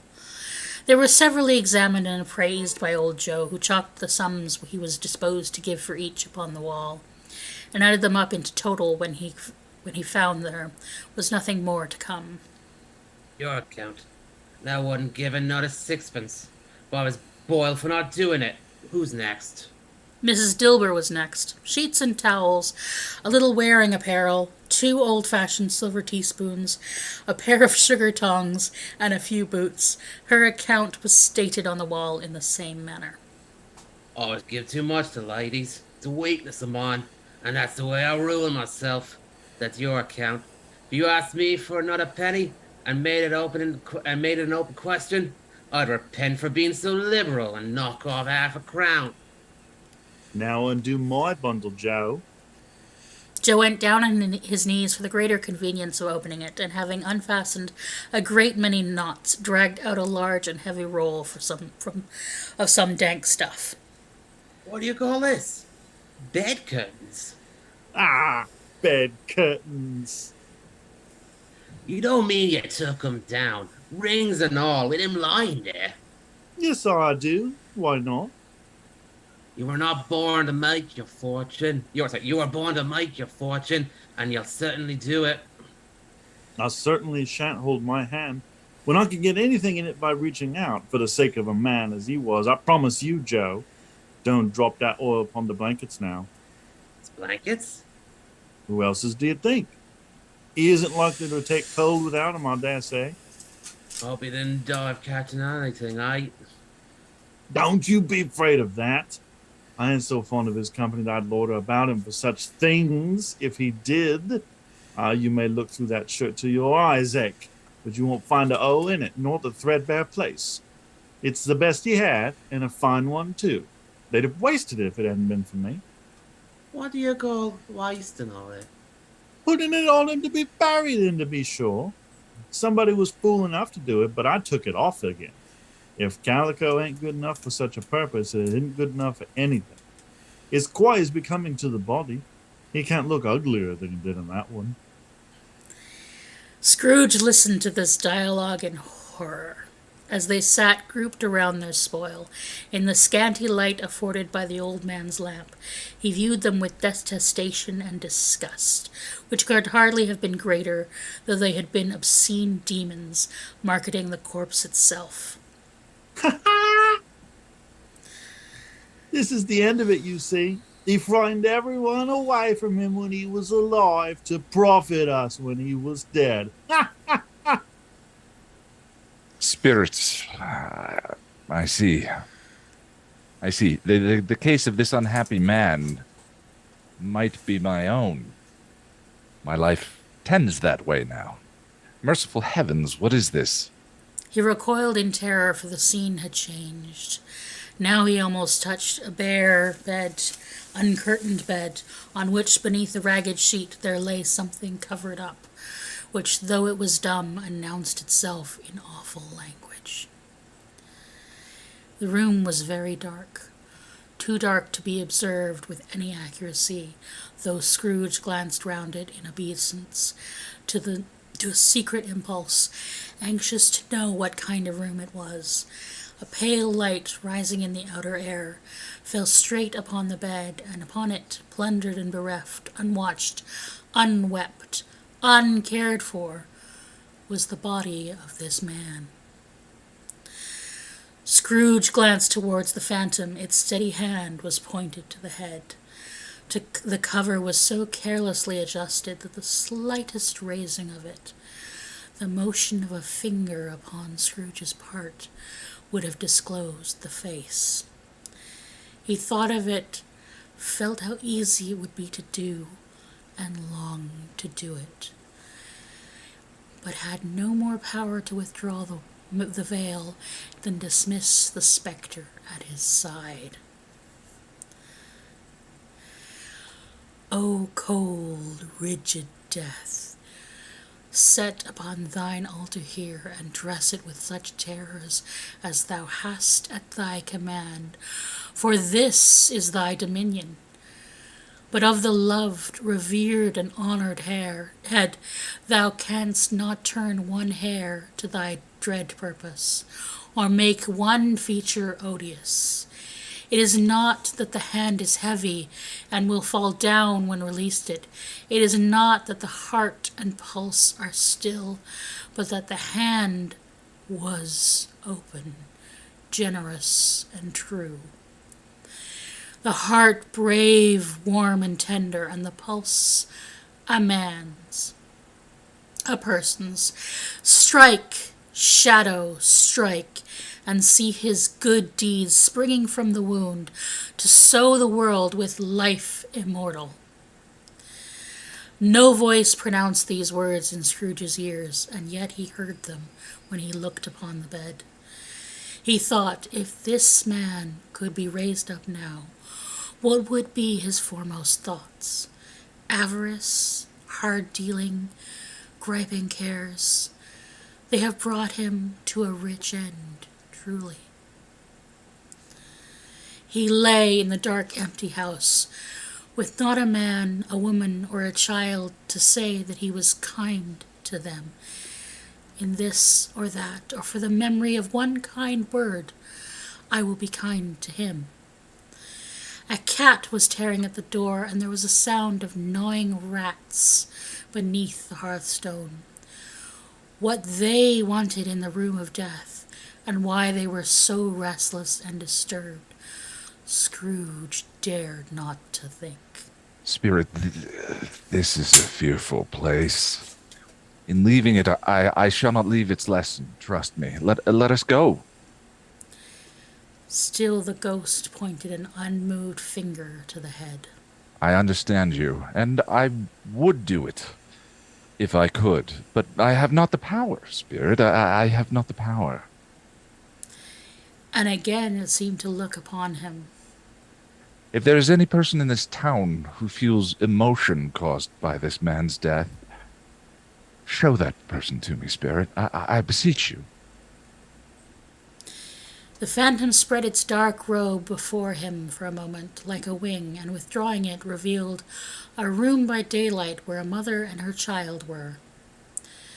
She was expecting someone, and with anxious eagerness for she walked up and down the room, stared at every sound, looked out from the window, glanced at the clock, tried in vain to work with her needle, and could hardly bear the voice of the children in their play. At length the long-expected knock was heard. She hurried to the door and met her husband, a man whose face was careworn and depressed, though he was young. There was a remarkable expression in it now, a kind of serious delight, of which he felt ashamed, and which he struggled to repress. He sat down to the dinner that they had been hoarding for him by the fire, and when she asked him faintly what news, which would not until after a long silence, he appeared embarrassed how to answer. Is it good? Or bad? Bad? We are quite ruined. No. There is hope yet, Caroline. If he relents, there is. Nothing is past hope, if such a miracle has happened. He is past relenting. He is dead. She was a mild and patient creature if her face spoke truth, but she was thankful in her soul to hear it, and she said so with clasped hands. She prayed forgiveness the next moment and was sorry, but the first was the emotion of her heart. What the half-drunken woman whom I told you of last night said to me when I tried to see him and obtain a week's delay, and what I thought was mere excuse to avoid me, turns out to have been quite true. He was not only very ill, but dying then. To whom will our debt be transferred? I don't know, but before that time, we shall be ready with the money, and even though we were not, it would be a bad fortune indeed to find so merciless a creditor in his successor.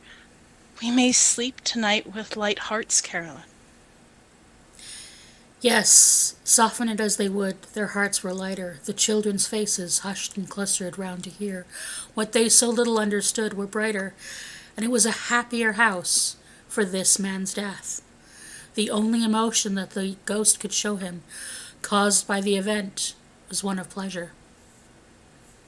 Let me see some tenderness connected with a death, or that dark spirit, that dark chamber which we left just now would be forever present to me.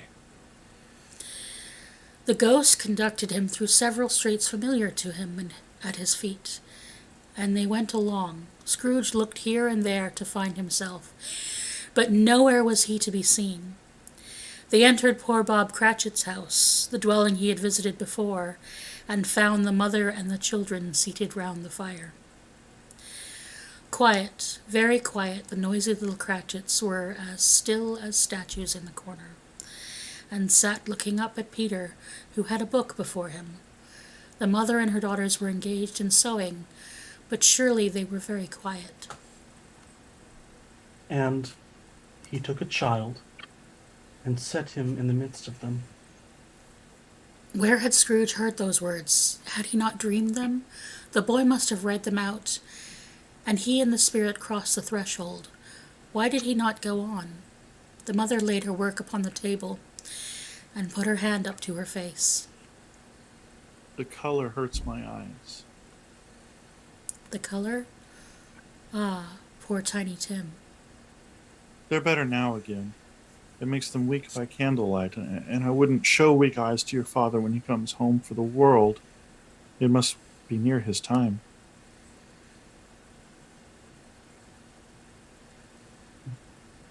Past it, rather. But I think he has walked a little slower than he used these last few evenings, Mother. They were very quiet again. At last she said in a steady, cheerful voice that only faltered once, I have known him walk with Tiny Tim upon his shoulder very fast indeed. And so have I. Often. And so have I, exclaimed another. So had all. but he was very light to carry, and his father loved him so that it was no trouble, no trouble. And there is your father at the door. She hurried out to meet him, and little Bob in his comforter, he had need of it, poor fellow, came in. His tea was ready for him on the hob, and they all tried who should help him to it most. Then the two young Cratchits got upon his knee and laid, each child a little cheek against his face, as if they said, "Don't mind it, father, don't be grieved." Bob was very cheerful with them, and spoke pleasantly to all the family. He looked at the work upon the table, and praised the industry and speed of Mrs. Cratchit and the girls. They would be done long before Sunday, he said. Sunday. You went today then, Robert? Yes, my dear. I wish you could have gone. It would have done you good to see how green a place it is. But you'll see it often. I promised him that I would walk there on a Sunday. My little child. My little child. He broke down all at once. He couldn't help it. If he could have helped it, he and his child would have been farther apart, perhaps, than they were. He left the room, and he went upstairs into the room above, which was lighted cheerfully and hung with Christmas. There was a chair set close beside the child, and there were no signs of someone having been there lately. Poor Bob sat down in it, and when he had thought a little and composed himself, he dressed the little face. He was reconciled to what had happened, and went down again quite happy. They drew around the fire and talked, the girls and mother working still. Bob told them of the extraordinary kindness of Mr. Scrooge's nephew, whom he had scarcely seen but once, and who, meeting him in the street that day,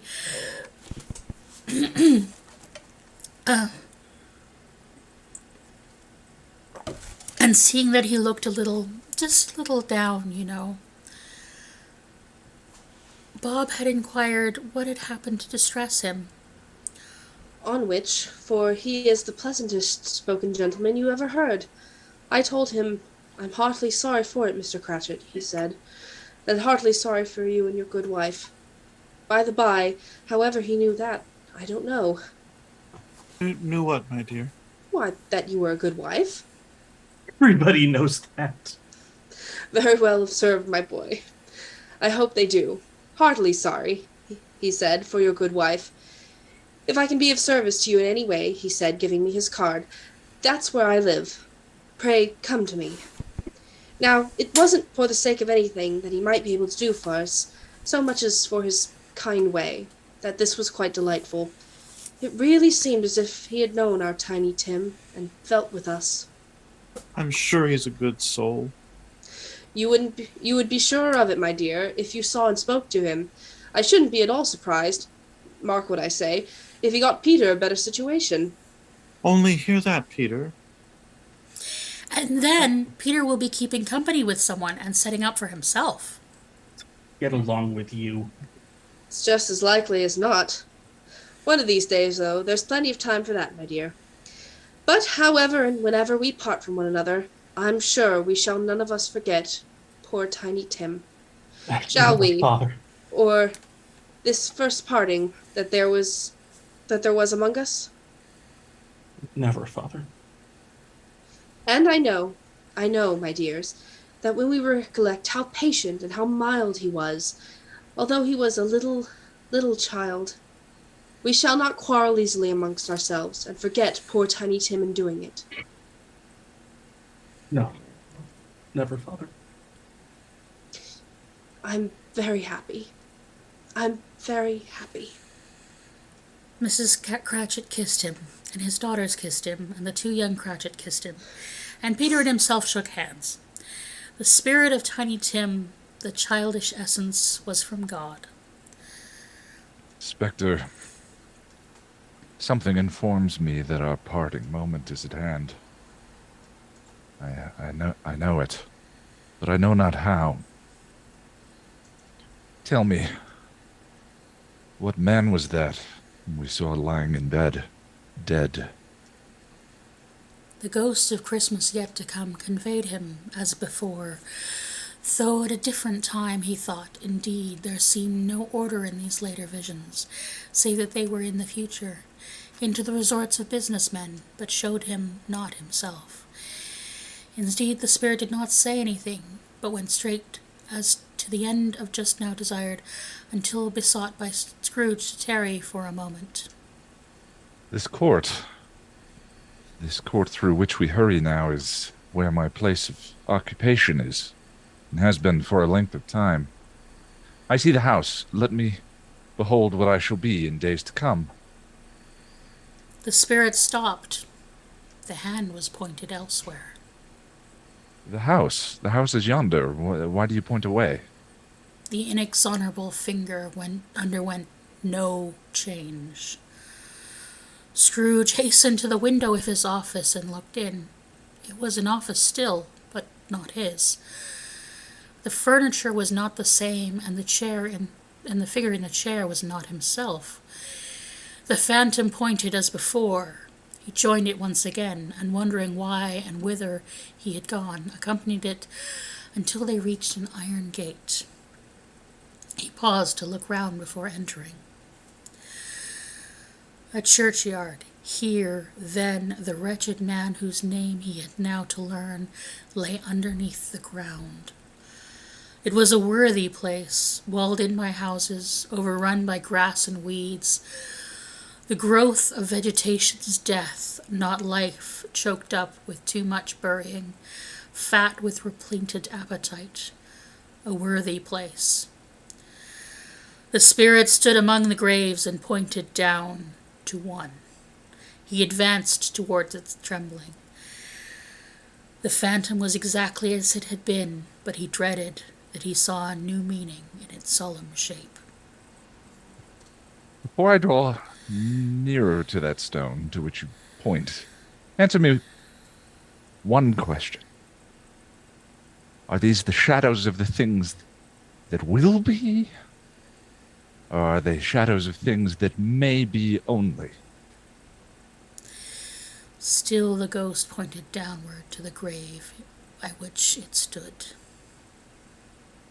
Men's courses will foreshadow certain ends to which, if preserved in, they must lead, but if the courses be departed from, the ends will change. Say it is thus, with what you show me. The spirit was immovable as ever. Scrooge crept towards it, trembling as he went, and following the finger, read upon the stone of the neglected grave his own name. I? Ebenezer Scrooge. Am I the man who lay upon that bed? The finger pointed from the grave to him and back again. No, spirit, no. The finger was still there. Spirit, hear me. Am I not the man I was? I will not be the man I must have been but for this intercourse. Why show me this if I am past all hope? For the first time the hand appeared to shake. Good spirit, your nature intercedes for me and pities me, assures me that I may yet change these shadows that you have shown me by an altered life. The hand was trembling. I will honor Christmas in my heart and try to keep it all the year. I will live in the past, the present, and the future. The spirits of all three shall strive within me. I will not shut out the lessons that they teach. Tell me that I may sponge away the writing on this stone. In his own agony he caught the spectral hand. It fought to free itself, but he was strong as in his entreaty and detained it. The spirit, stronger yet, repulsed him. Holding up his hands in the last prayer to have his fate reversed, he saw an alteration in the phantom's hood and dress. It shrunk, collapsed, dwindled down into a bedpost.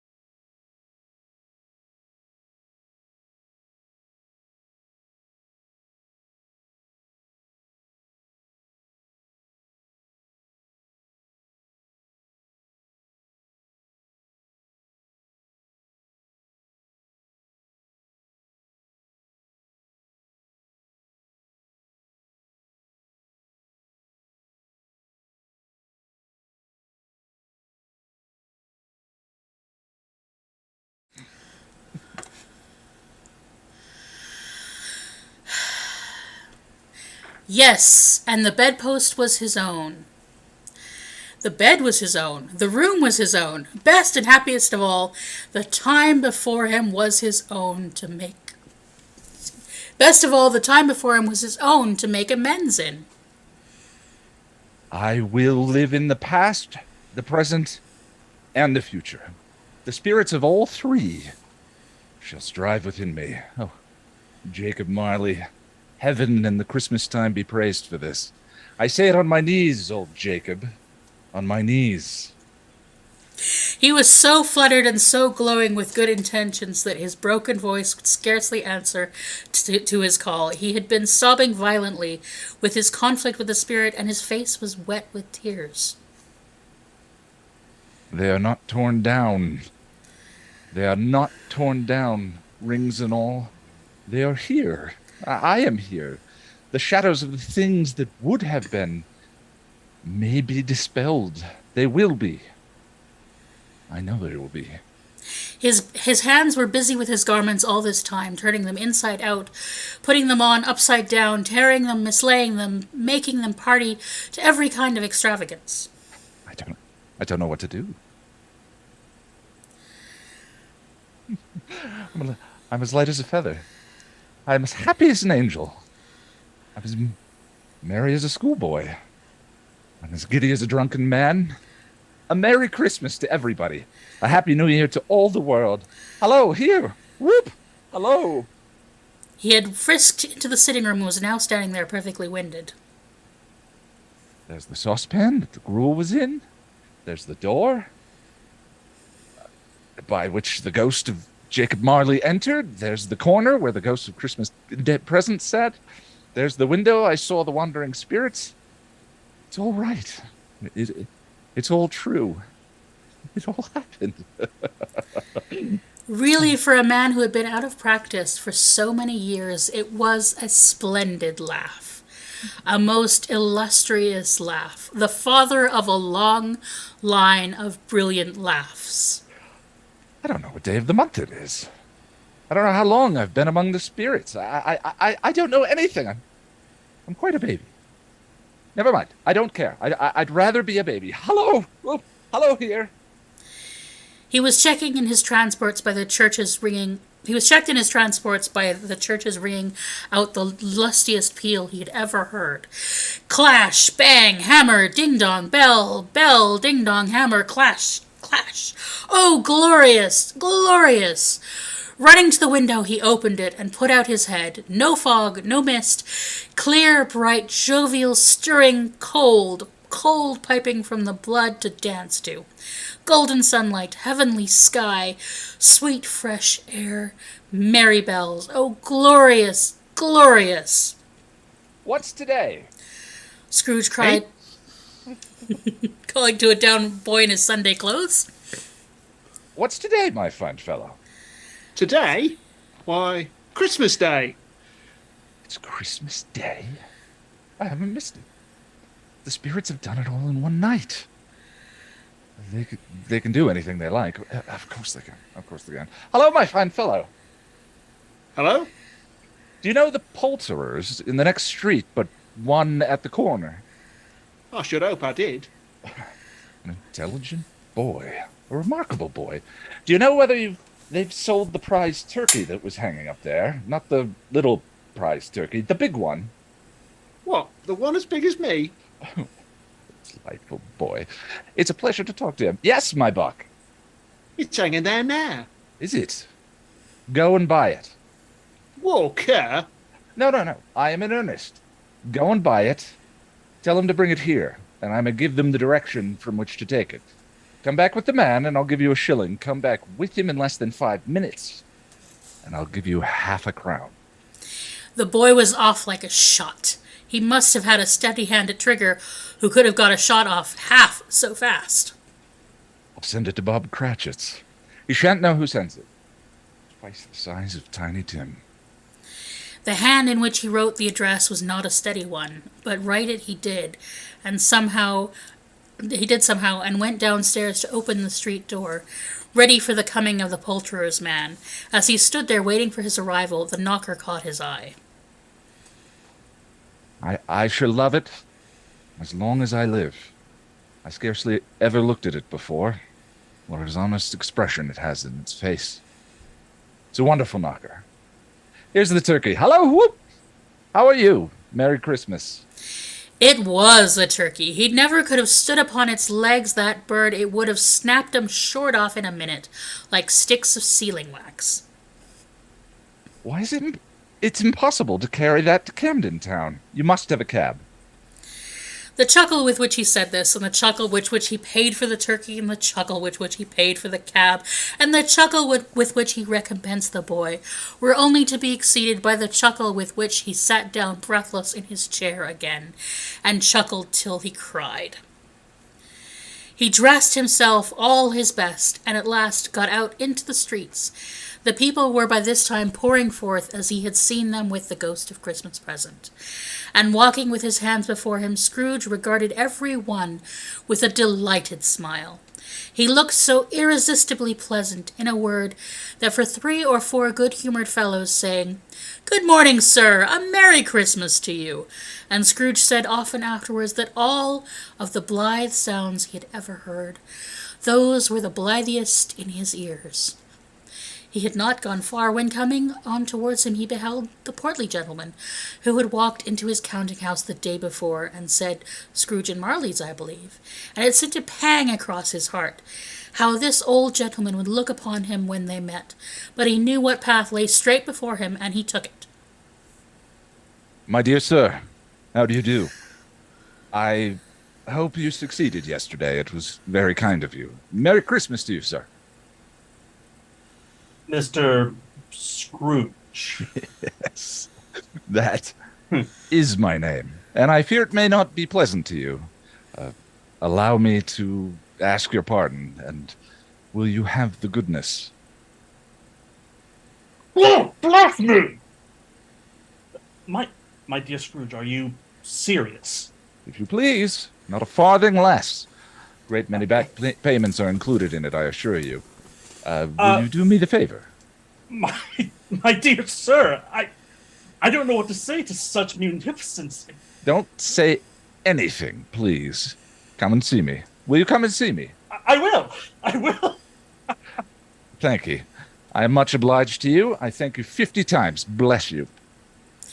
He went to church and walked about the street and watched the people hurrying to and fro and patted children on the head and questioned beggars and looked down into kitchens of houses and up to the windows and found that everything could yield to him pleasure.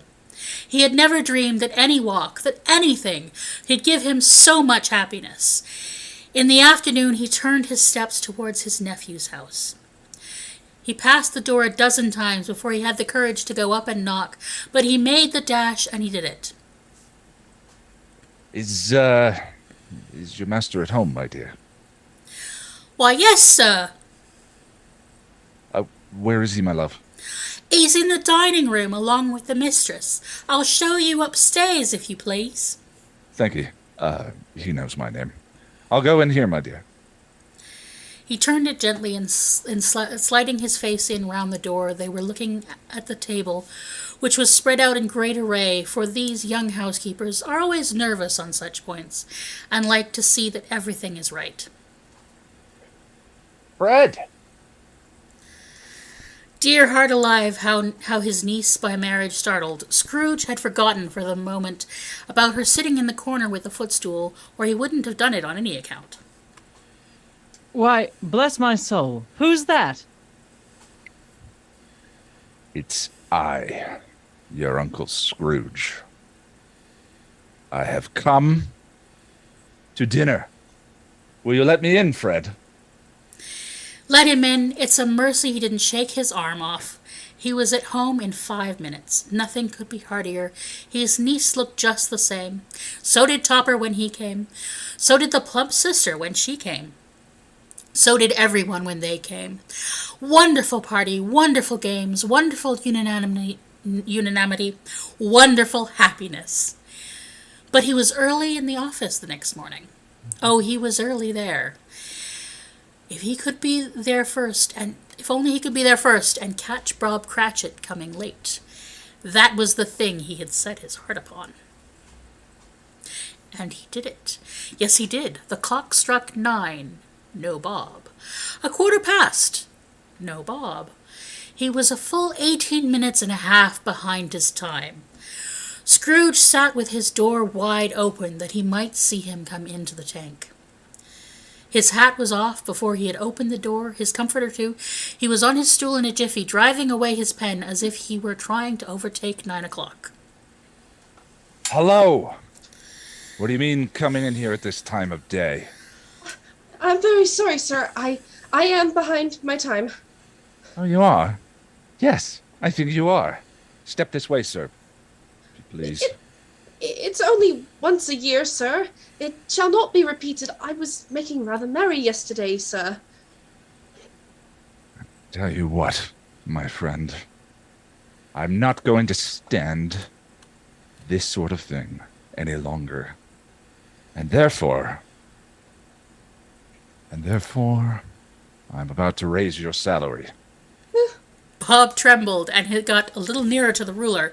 He had a momentary idea of knocking Scrooge down with it and holding him and calling to the people in the court to help and a straight waistcoat. Merry Christmas, Bob. A merrier Christmas, Bob, my good fellow, than I have given you for many a year. I'll raise your salary and endeavor to assist your struggling family, and we will discuss your affairs this very afternoon over a Christmas bowl of smoking bishop, Bob. Make up the fires and buy another coal scuttle before you dot another I, Bob Cratchit. Scrooge was better than his word. He did it all, and infinitely more. And to Tiny Tim, who did not die, he was a second father. He became as good a friend, as good a master, and as good a man as the good old city knew, or any other good old city, town, or borough in the good old world. Some people laughed to see the alteration in him, but let them laugh, and little heeded them, for he was wise enough to know that nothing ever happened on this globe for good, at which some people did not have their fill of laughter in the outset. And knowing that such as these would be blind anyway, he thought quite as well that they should wrinkle up their ears in grins, or have the melody in less attractive forms. His own heart laughed, and that was quite enough for him.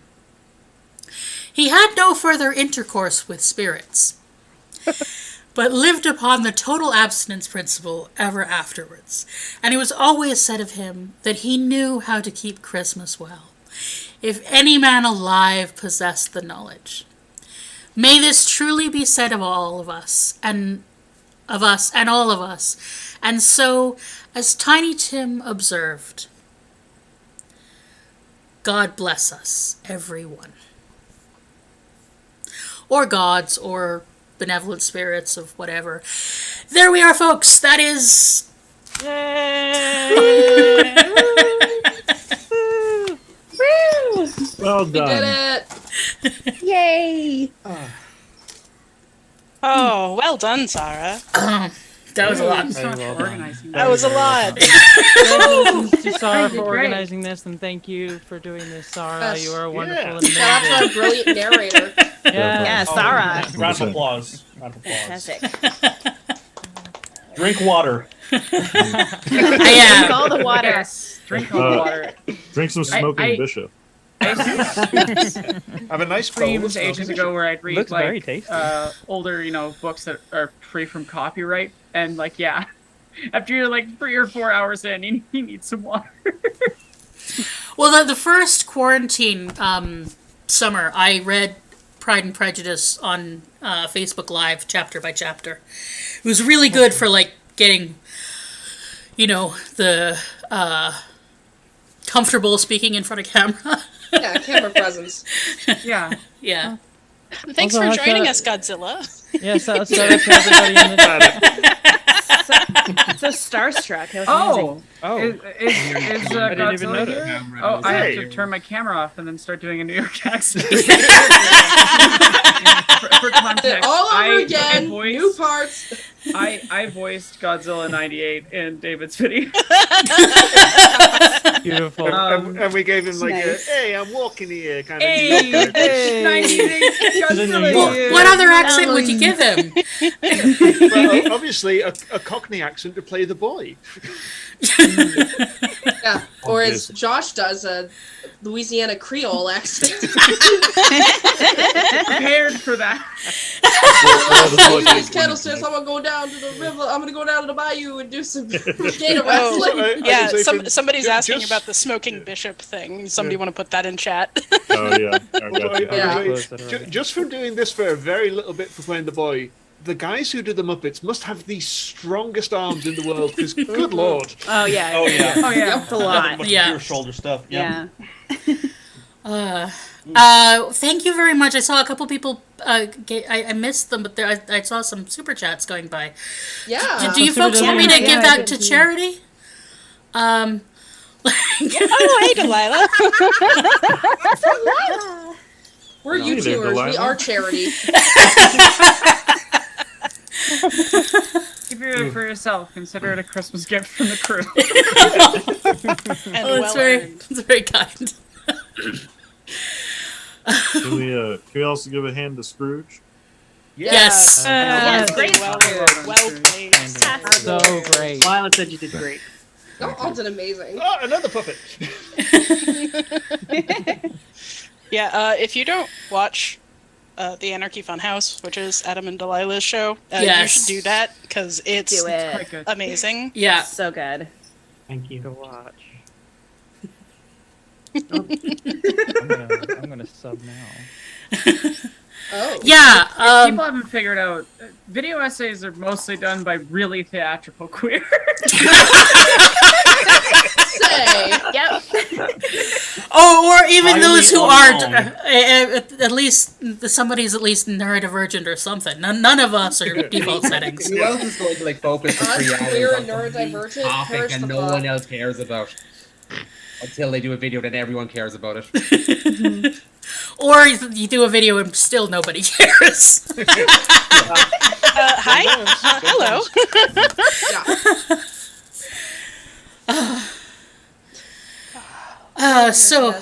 Yeah, I probably should not have told you guys, you folks all, that the theory about Scrooge being gay before we did the last episode.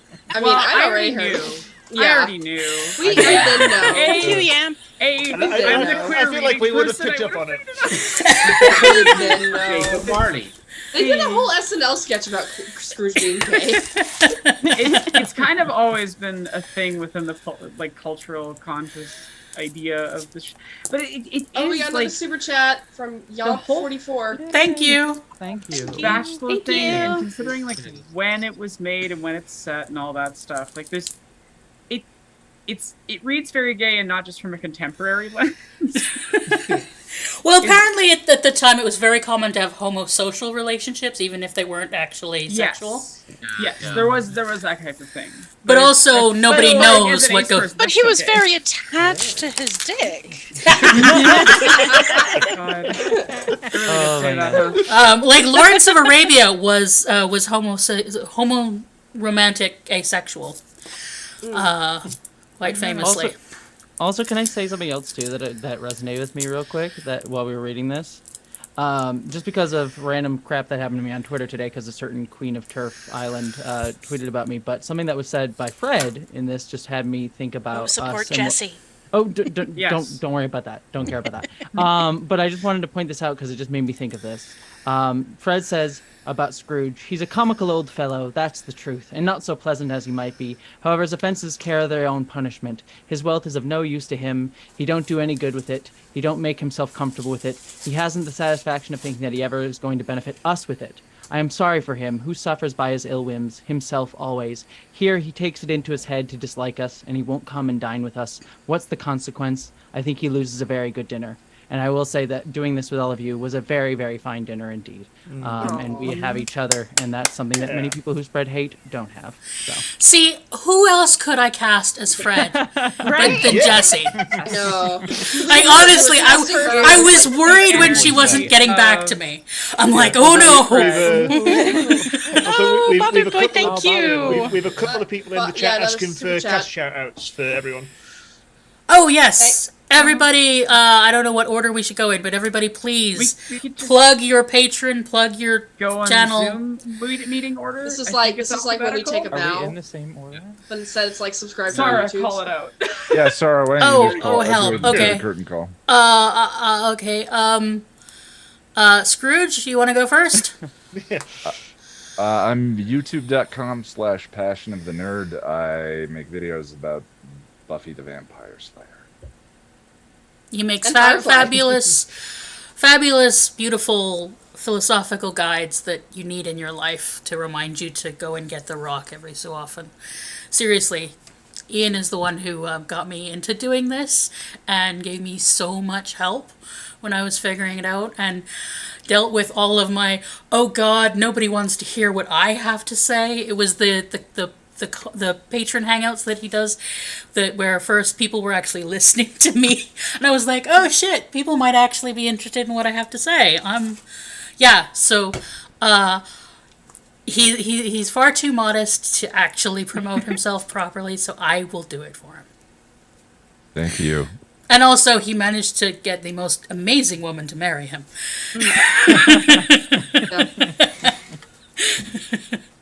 Mr. Lonnie. I will take it. That is a badge of honor. Yeah, it's a shame Lonnie Diane Rich couldn't join us. She's a story expert and amazing. Who shall go next? Well, Jesse just told us what they're going through. So where can we go and remind everyone on Twitter that Jesse is fucking awesome? Yes. Fucking awesome. Yes. You are all awesome. Wow. Awesome. No, you are wonderful and Before amazing. you joined the chat, I said, like, when I heard about Turf Queen, I was like, well, if you come for Queen Jessie, you best not miss. Well, I appreciate it. The whole internet gonna rise up. I will say this very, very quickly about that, and not to make it about me. The thing that this moment, all of us hanging out together, tells me, and also the fact that I have gotten a couple nasty things and things like that after all of that, but the overwhelming stuff and messages that I've been sent directly have been from people being very kind, often a lot of them preemptively. Like they tweeted about me and people sent kind things preemptively, knowing that that's what I was going to see. And I, number one, thank everybody for that, but it also shows me that like our community and people caring about each other is stronger and always more important and always the thing to focus on. So you are all lovely. This was lovely. Getting to do this instead of worrying about that nonsense is lovely, and having all of you is lovely. So Thank you for being here, and thank you for being lovely yourself. And I'm just Jesse Gender. I do nerdy videos about Star Trek and trans issues. Go check them out if you want to. But more importantly, check out everyone else here. So. And never forget that when you're supporting someone doesn't mean you need to take personal offense to other people disagreeing with them and no harassing. We do not need that. Exactly. Positivity is where we go. Apart from certain evil billionaires. Uplift your community and don't give them your time. The person we're speaking of, yes, creator of anti-Semitic wizard books and she who must not be named, person who's lost the most goodwill publicly than any other human being in history. Aronok, do you want to take the mic and promote yourself? Sure. It's fitting. But just that she is below your time. All of you. Everyone in this chat is your time is more valuable than being spent being mad at her. But do uplift those she's targeting, because I say this with full meaning. She wants all of us dead. So pretty much every group in this call. Yeah. Oh, she had some. I love her descriptions of fat people. Oh God, look where we started. Oh, but you have to. I hate when people try to say that the Harry Potter books on their own are fine. But we're giving. They are. Yeah, we're Yes, giving anti-Semitism, her far more usable time than if she you deserves. don't people with know AIDS. the rest. Yeah, I didn't mean to make it about her. Anyway. I Let's was go making- back to self. Let's end it there. The point is everyone point takes care of being- each other. Cho-chang. The point is, let's lift up Aronach right now. Yes. Aronach, tell us about yourself. Hi, Yeah. I'm Aronach. I make videos on my own channel sometimes. I also write for Jesse, who was just talking. I also animate for a couple of channels, including like FT Signifier. And yeah, you can find me at Aronach everywhere except Twitter because I deleted that. Yeah, I talk about queer issues and disability issues, and I have probably given some consultation on your favorite essayists' videos at some point behind the scenes. I do a lot of stuff behind the scenes. Yes, hire them. But you can also, Yeah. my most recent video is called Queer Relativity. It's a film about temporality and linguistics and queerness and the relationship between all three of those and finding identity.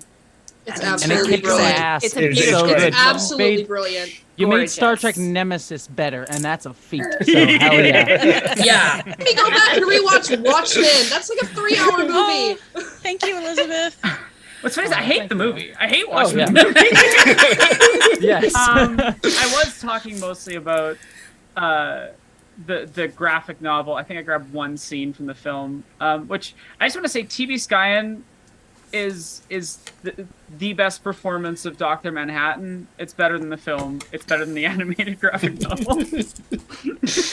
I now when I go read Watchmen, that's the voice I read it in. Not just because I edited those sections so much. There's so much editing in the sections, so I had to listen to it so much. But just that's the voice I read it in. You know what? Like when you go read Batman and you read it in Kevin Conroy's voice. Yeah. Which rest in peace to Kevin.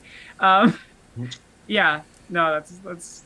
Yeah, I had a lot of fun. So I have to say, why does Star Trek Nemesis have a sexual assault scene? Why does it have that? Why? It's so unnecessary. It's so bad. It's so bad. It's like we have to hunt for things from the 2000s that don't.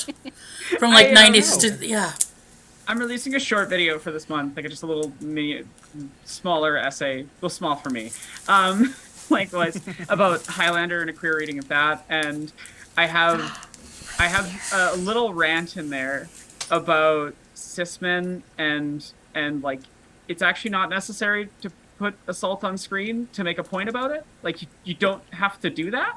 You can you can make the point without putting You traumatizing can just imagery out not. Even if it's in the story, you don't have to show it. They didn't. They did. Yeah. You can talk about serious topics without putting unnecessary traumatic visuals on screen. Like it just, especially because so often it comes across as really fetishistic. Yeah. And It's the sensationalization is the problem. Yeah, no, and it's such a weird. I don't know. I think there is times where like I want to be clear because I like a lot of fucked up art, but like art doesn't have to be nice or pleasant or whatever. But it's the thing of like, why is it on screen? And if you can't give me a reason, then it shouldn't be there. I think we have had that conversation a bunch in the Farscape podcast. Buffy. So Kyle, you are next to Aronach in the in my screen. So you want to take the mic? Sure. Let me just change my name back. Okay. Hi, I'm Kyle Calgren. I run the YouTube channel Kyle Calgren BHH. I have a Patreon, Kyle Calgren. You cannot find me on Twitter because I got suspended from it. I went down fighting. Good for you. I was suspended for calling. I was suspended for calling a homophobe a freak with freak opinions, and Oh my I'm god! gonna own I that. love I'm gonna be Twitter. proud It of that. really is a time. That's a sarcastic. Sorry. No, I do not miss Twitter at all. I'm glad to have it behind me. Twitter sucks, and it sucked for me. And thank you for setting up the Praxis Town Discord. It has been a wonderful, loving community. And thank you for and thank you, Sarah, for organizing this whole thing. I love doing Zoom theater. By the way, my own Zoom theater, Worlds Elsewhere, is gearing up for a new season next year. We're going into live streaming primarily. Fantasy Worlds Elsewhere has been streaming over on the other channel, so check out that if you are interested. Zilla, you're beneath. Hi, I'm Zilla. I run a YouTube channel called Zilla's Athenaeum, as well as Kyle mentioned, a Discord server called Praxis Town. If you are a small lefty content creator, hit me up. We'll see what we can do. I talk a lot about serious topics. My latest is a video on police abolition. And it's awesome. And a lot of us are in it. Yep. Which, if you know Phil, that dang dad, he helped me with that. He helped me write it. So it's very with the perspective of an ex-cop in it. So Yellow Butterfly, it's Kyle Kalgren. You can see it on his Zoom name if you can see that. Thanks, Sam.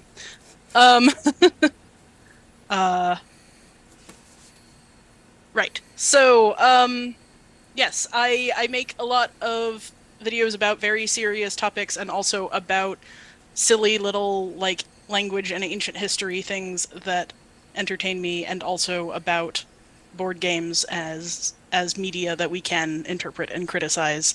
I'm a little all over the place, but I'm having fun. I also do live streaming, usually every Saturday at 3 on Eastern Time, of games with ancient world content in it, and talk about that because that's my background. It just very, very much amused me that it sounded like you said live screaming for a second.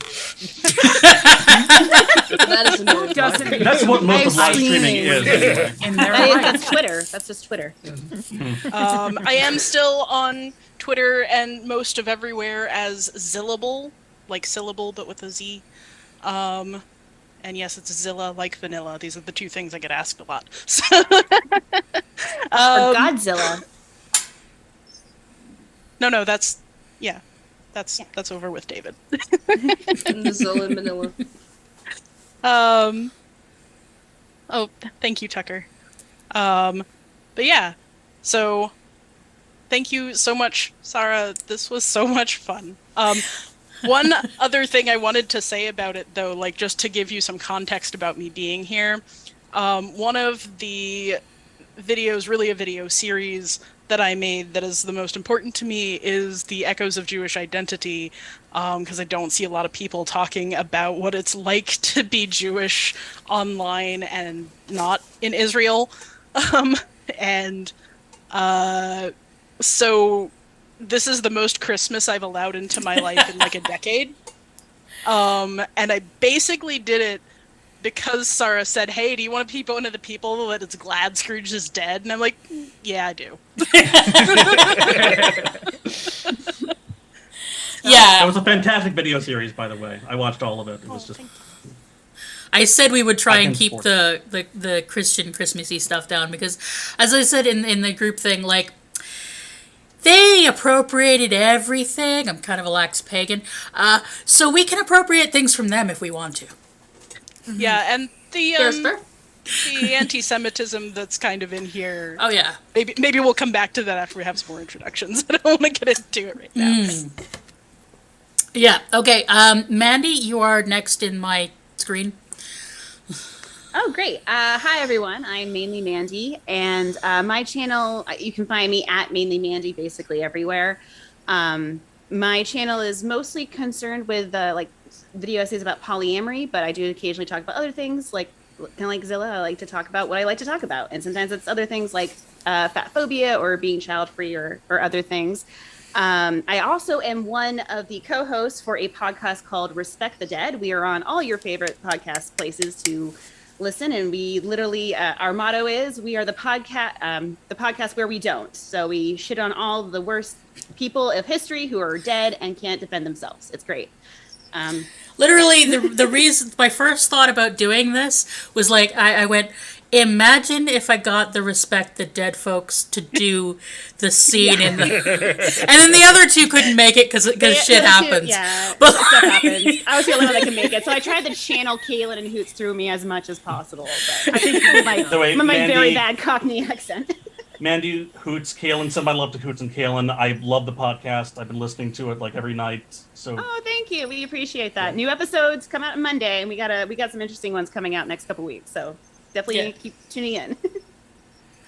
But deep content warning on that Christopher Columbus one because holy shit. Yeah.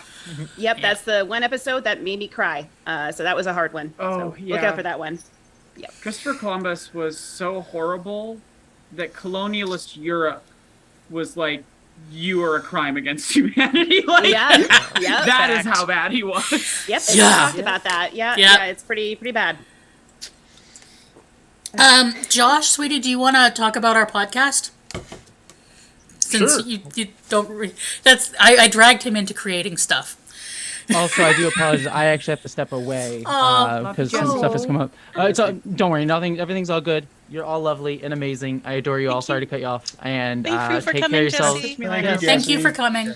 Happy holidays, Happy New Year. Yes, thank you, my lovely wife. I told you I would find you a pretty wife. You did. She's tolerable, apparently. Dreams do come Prettier than true. my wife. What was the word? She was very satisfactory. Yes, satisfactory. Very satisfactory. Head pat you're getting there. Love you all. Take care. Thank you. I'm gonna move my camera over here so I'm not like looking at. Aaron actually green square now. Yes. Well, yeah. So as Sarah alluded to, I don't have the largest online presence in any way, shape, or form. I'm not a YouTuber. I'm a YouTube co-host or podcast co-host with Sarah and also Jack Cram. We do Muppets, Sex, and Trauma as we're watching through Farscape. And talking about all the various themes that would go in there, and really overanalyzing and over discussing every little damn detail. It's fantastic.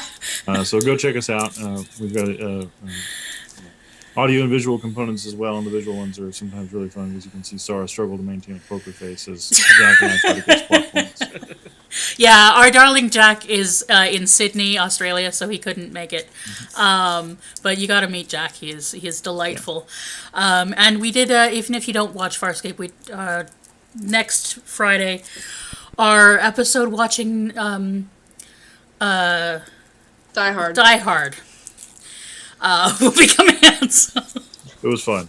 It was fun. I also just really enjoy getting to spend time doing these kinds of fun and wacky things and supporting talented creators like yourself. I work at a public university here in Texas, and that's a bundle of challenges, not the least of which for all of the students that I get to meet who are queer and trans and aren't necessarily in the best place to be that and to be themselves and to be out. And so whenever I get a chance to support and lift up creators like you guys that I can then point my students towards and see, look, when you are you, like you guys were talking about earlier, you're going to find a group of folks who love, accept, and want you to be around and want you to flourish and thrive and survive. And so I posted the link to this live stream in several of those groups that I'm part of. So I mean, see a mild bump in viewership, dozens of my students, you never know. But at the very least, I'm just really grateful for all of you being out there and doing what you guys do, and I really appreciate y'all letting me hang out today. Aww. I love you, sweetie. It's nice to have you with us. Since Jack isn't here, I'm just gonna say I love this man. Yes, it's part of why I did it is because you always want to promote like men being more open, and I swear every episode, these Jack and Josh are just like I love you, and flirt the house down even though they're both straight. It's very fun. He's a beautiful man. He is. He has a beautiful beard. So I think Bellamy is next. To pass the mic, and we can't see you. Do you want to tilt your camera up? Oh no, that's on purpose. Okay, that's on purpose. All right, fair enough. Well, my name's Bellamy Rhea at the moment, but as is customary for me and my ever-changing gender expression, that might change within the next week or so. But currently, you can find me Bellamy Rhea just about anywhere. Like Aranak, I'm very much behind the scenes at the moment. I've probably had a hand in a good number of the videos that you've watched, but I after getting my own shit together, have my own things coming down the pipeline on my YouTube channel as well. Either a video for a theory that I wrote about time, or a video about space and place, because I am a geography student, well, a geography PhD student. So these are things that I'm already working on, and why not help myself think them through? Awesome. David, I think you're up. Hi, I am David J. Bradley. I make videos about stuff. Oh. You can, yeah. He's our bona fide Englishman. David's one of the people we've been doing some animations for the last little bit. Yeah. It's basically, I don't have any one particular topic that this is the topic. I just go what is my current ADHD hyperfixation? I know this. And I make 2 long videos about them. Oh. One of my main topics. Raise your hand if you can hardly. David. One of my main topics I cover is I make videos about asexuality and aromanticism to educate people, because it's a topic I found there wasn't a lot of people talking about in the way I like to make and see videos. So I thought, hey, this is my hole. It was made for me. So. Ren, don't make any jokes. I was doing an Enigma of Amagara Falls joke, so. But I make videos about movies, TV, theatre. I have been working on a video about the Peanuts comic strip since July that should be out next month. Yes, I have Charlie Brown nails because I've. Aren't they awesome? Because I'm filming tomorrow, and literally I could reach just to my left and I can pull up any amount of Peanuts stuff just out of nowhere. I'm showing up with the weird camera thing. David's read me the entire script. Don't flash the David and peanuts I at read us. each other all of our scripts from start to finish when we're working on them. And the Peanuts one is very good. I'm very excited for you all to see it. And a few people who are in the call are going to be providing voices for it, and I can't wait to to put them all together. And Bothered Boy in the chat wants you to know he understood the reference. Good. Thank you, Bothered Boy. I didn't. Went over my head completely. It's a Junji Ito horror comic. And also, this is Godzilla from the 1998 movie. I'm surprised more people don't know that reference, because there's a lot of memes about it on the internet. Yeah. Yeah, remember, I'm old. I have a Jane Austen. If you want, I have more Godzillas here as well. So yeah, are you showing off all of the who has figures and stuff? Everybody has puppets within. Anybody wondered why I played Death in that? Marvelous. I got a ton of alien stuff over there. I've got Cleopatra as well somewhere. Sitting on my Got shelf Kirk and of Spock on deck, as always. Of that's my course. shelf of random Greek things. Okay. I I don't know why she's on my shelf of random Greek things, but she is. I think Daniel's up next. Cool. I really hate promoting myself, but hi. You call yourself a film critic. I mostly just talk about film and TV analysis. It started I started a blog when I was in my master's in 2014. It's just kind of evolved from there, and I'm just kind of stumbling my way towards competency. My last video was on the lawsuit of Nosferatu in 1922, and I used that to kind of reflect on other case studies regarding copyright law in the modern day and its relation to film, and that's kind of just the latest one so far. I am on Twitter for my sins. I'm film critic maybe, where I just kind of kind of blur out whatever word vomit I decide to put on the screen, which got me nearly which got me recently eviscerated by the director of Toy Story 3. So, yeah.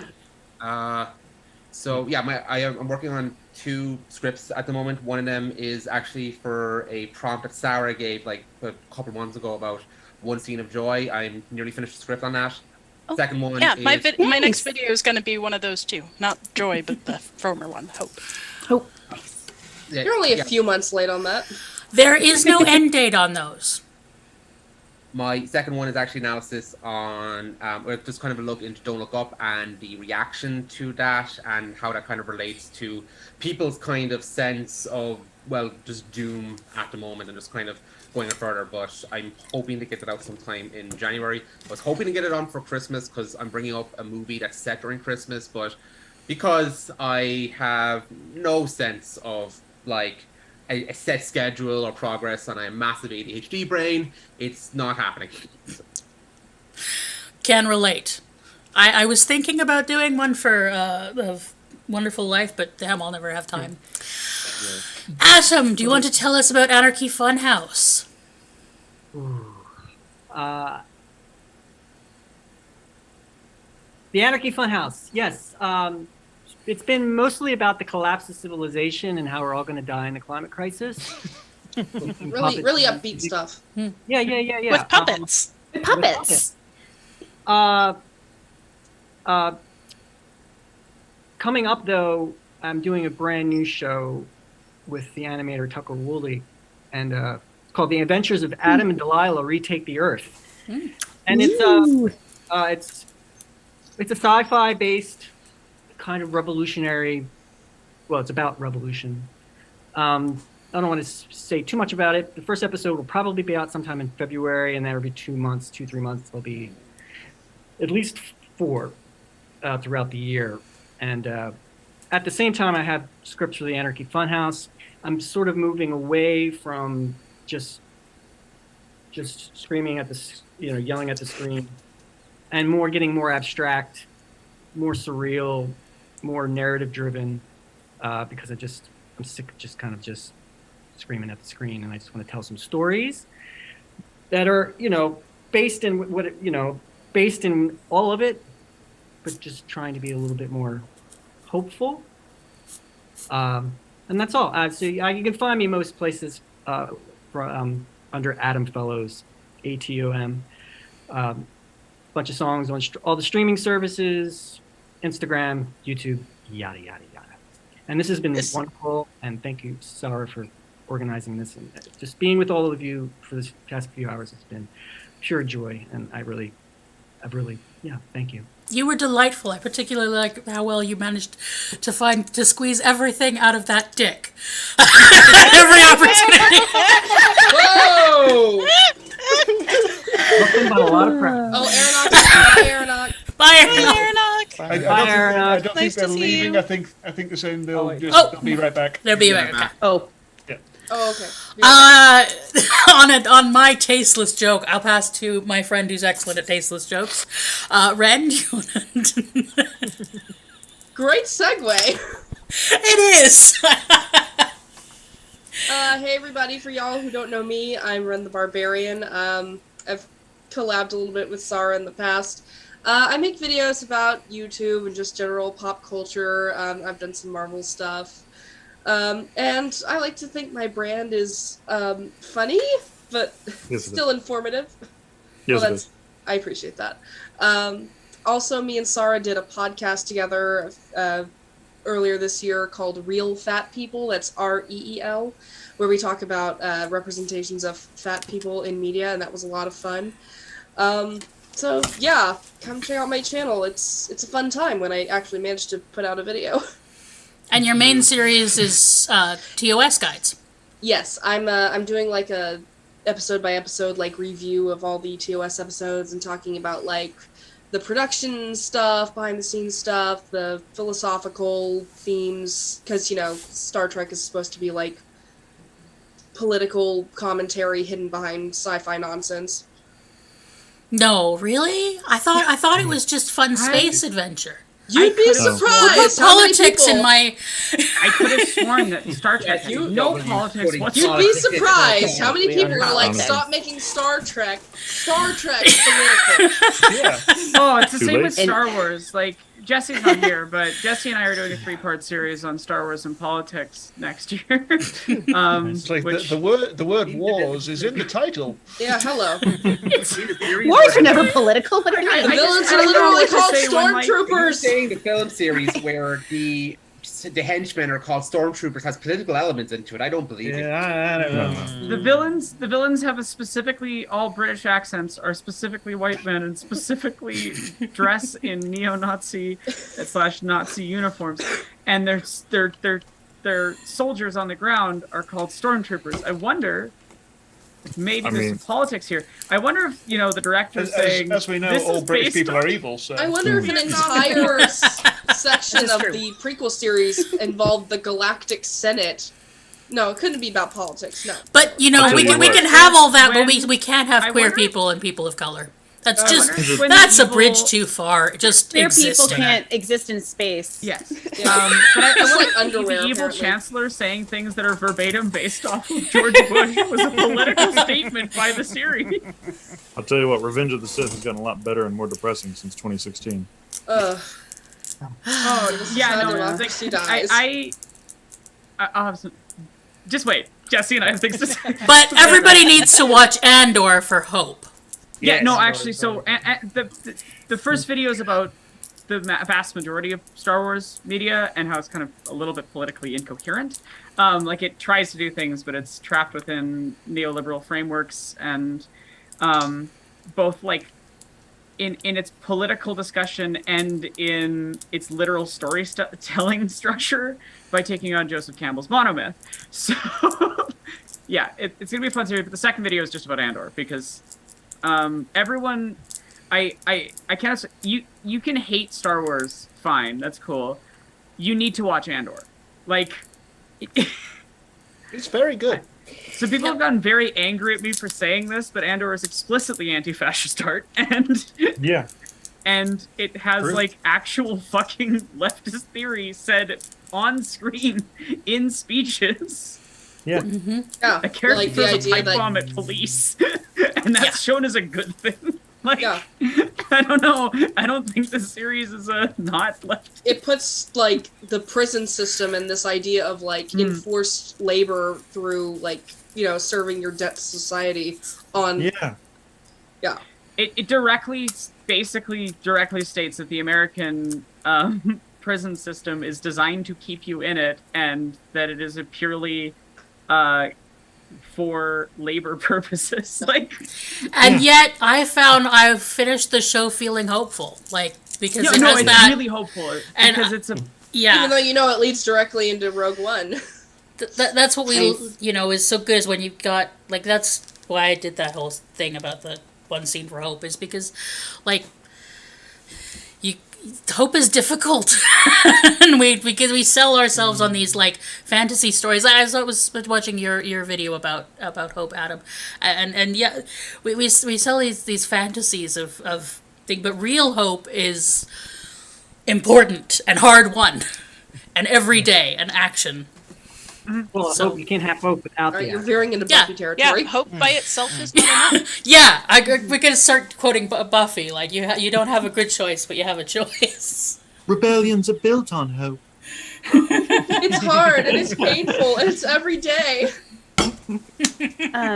I am loving this stream so much. I've had a fantastic time. I am getting a bit hangry, so I need to go, or else I'm going to start eating my cat over here.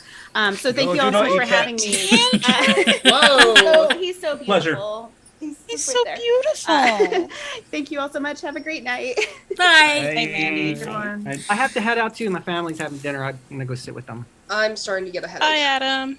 No, it's okay. Yeah, I think we're reaching Bye. a natural conclusion then because I need to. Yeah. I need to Yeah, hack.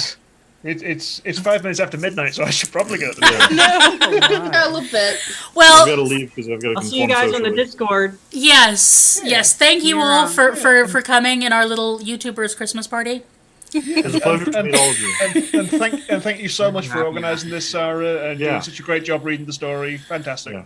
And everybody who's still in chat, please go and subscribe to all of us here. Everyone. But especially to Sarah and like join her Patreon, support her because she is wonderful. There's still time to give super chats. And even this thing always bleaches all my color out, but I'm making me turn red. I'm sorry. We were going to talk more about the play, about the story, but I think we'd kind of exhausted ourselves. Yeah, we're all YouTubers. We just like talk about our hyperfixations for a living. This stream is just autism con. You want to talk about police abolition? I have a brain full of this stuff right now. Yeah, which A are you? Autistic, autistic, ADHD, or asexual, or how many combination of A's are you? Asexual, aromantic, ADHD, probable signs of autism. Yeah, sure. And anti-fascist. Yes, that's. And I'm just an a-hole. All right. Life to not fascism. Before chat leaves. And the life to not fascism to you too. Remember that politics is something you do, not something you are. So Yeah, and remember that doesn't just mean the big things. That means all the small things too. How you interact with human beings every day. Small things. and you can, and the important thing about the story. I think the important thing about the story is that you can change. Yep. You just have to take accountability and actually reckon with your actions. Like we always think whenever we think of Scrooge, we think of how he is at the start of the story, and not that he changes throughout the course of it, which is the point of the story. The whole point. Yeah. You can do better. I think one thing that people always get twisted is that Scrooge is not a guy who hates Christmas. The Grinch is a guy who hates Christmas. Scrooge is a capitalist. Yeah. Yeah. And that's the point. The point is that Scrooge isn't just a capitalist. He's like Scrooge is a Malthusian bastard. and a Tory. Homosexual. Look, self-loathing. Scrooge starts the story as a bit of a Pete Buttigieg, and they are Scrooge. Yiannopoulos or whatever. I'm subscribing just for that. So let us hope that all the greedy, horrible capitalists get visited by snarky spirits that throw their words back in their face. Likes to charge, comments to cast. One of whom doesn't speak to you, just points at you. Yes. Yeah. You have done this. This is your Twitter following, Miss Wizard Hitler. God bless us, everyone. Yes. Yeah. Yes. Whatever gods or goddesses or random spirits of winter may bless you. And have a happy whatever you celebrate. Happy holidays. Happy holidays, folks. Happy holidays. Yes. Live long and prosper. Yeah, that's my accent. Happy holidays. Happy holidays, mate. I have to bug you, David, you know. And I think we're going to end the stream with that. So, yeah, thank you, everyone who came. Thank you, everyone who came in the chat. This has been a great success, and I am going to go sleep now. We should do it again sometime. Yes, we should. Bye.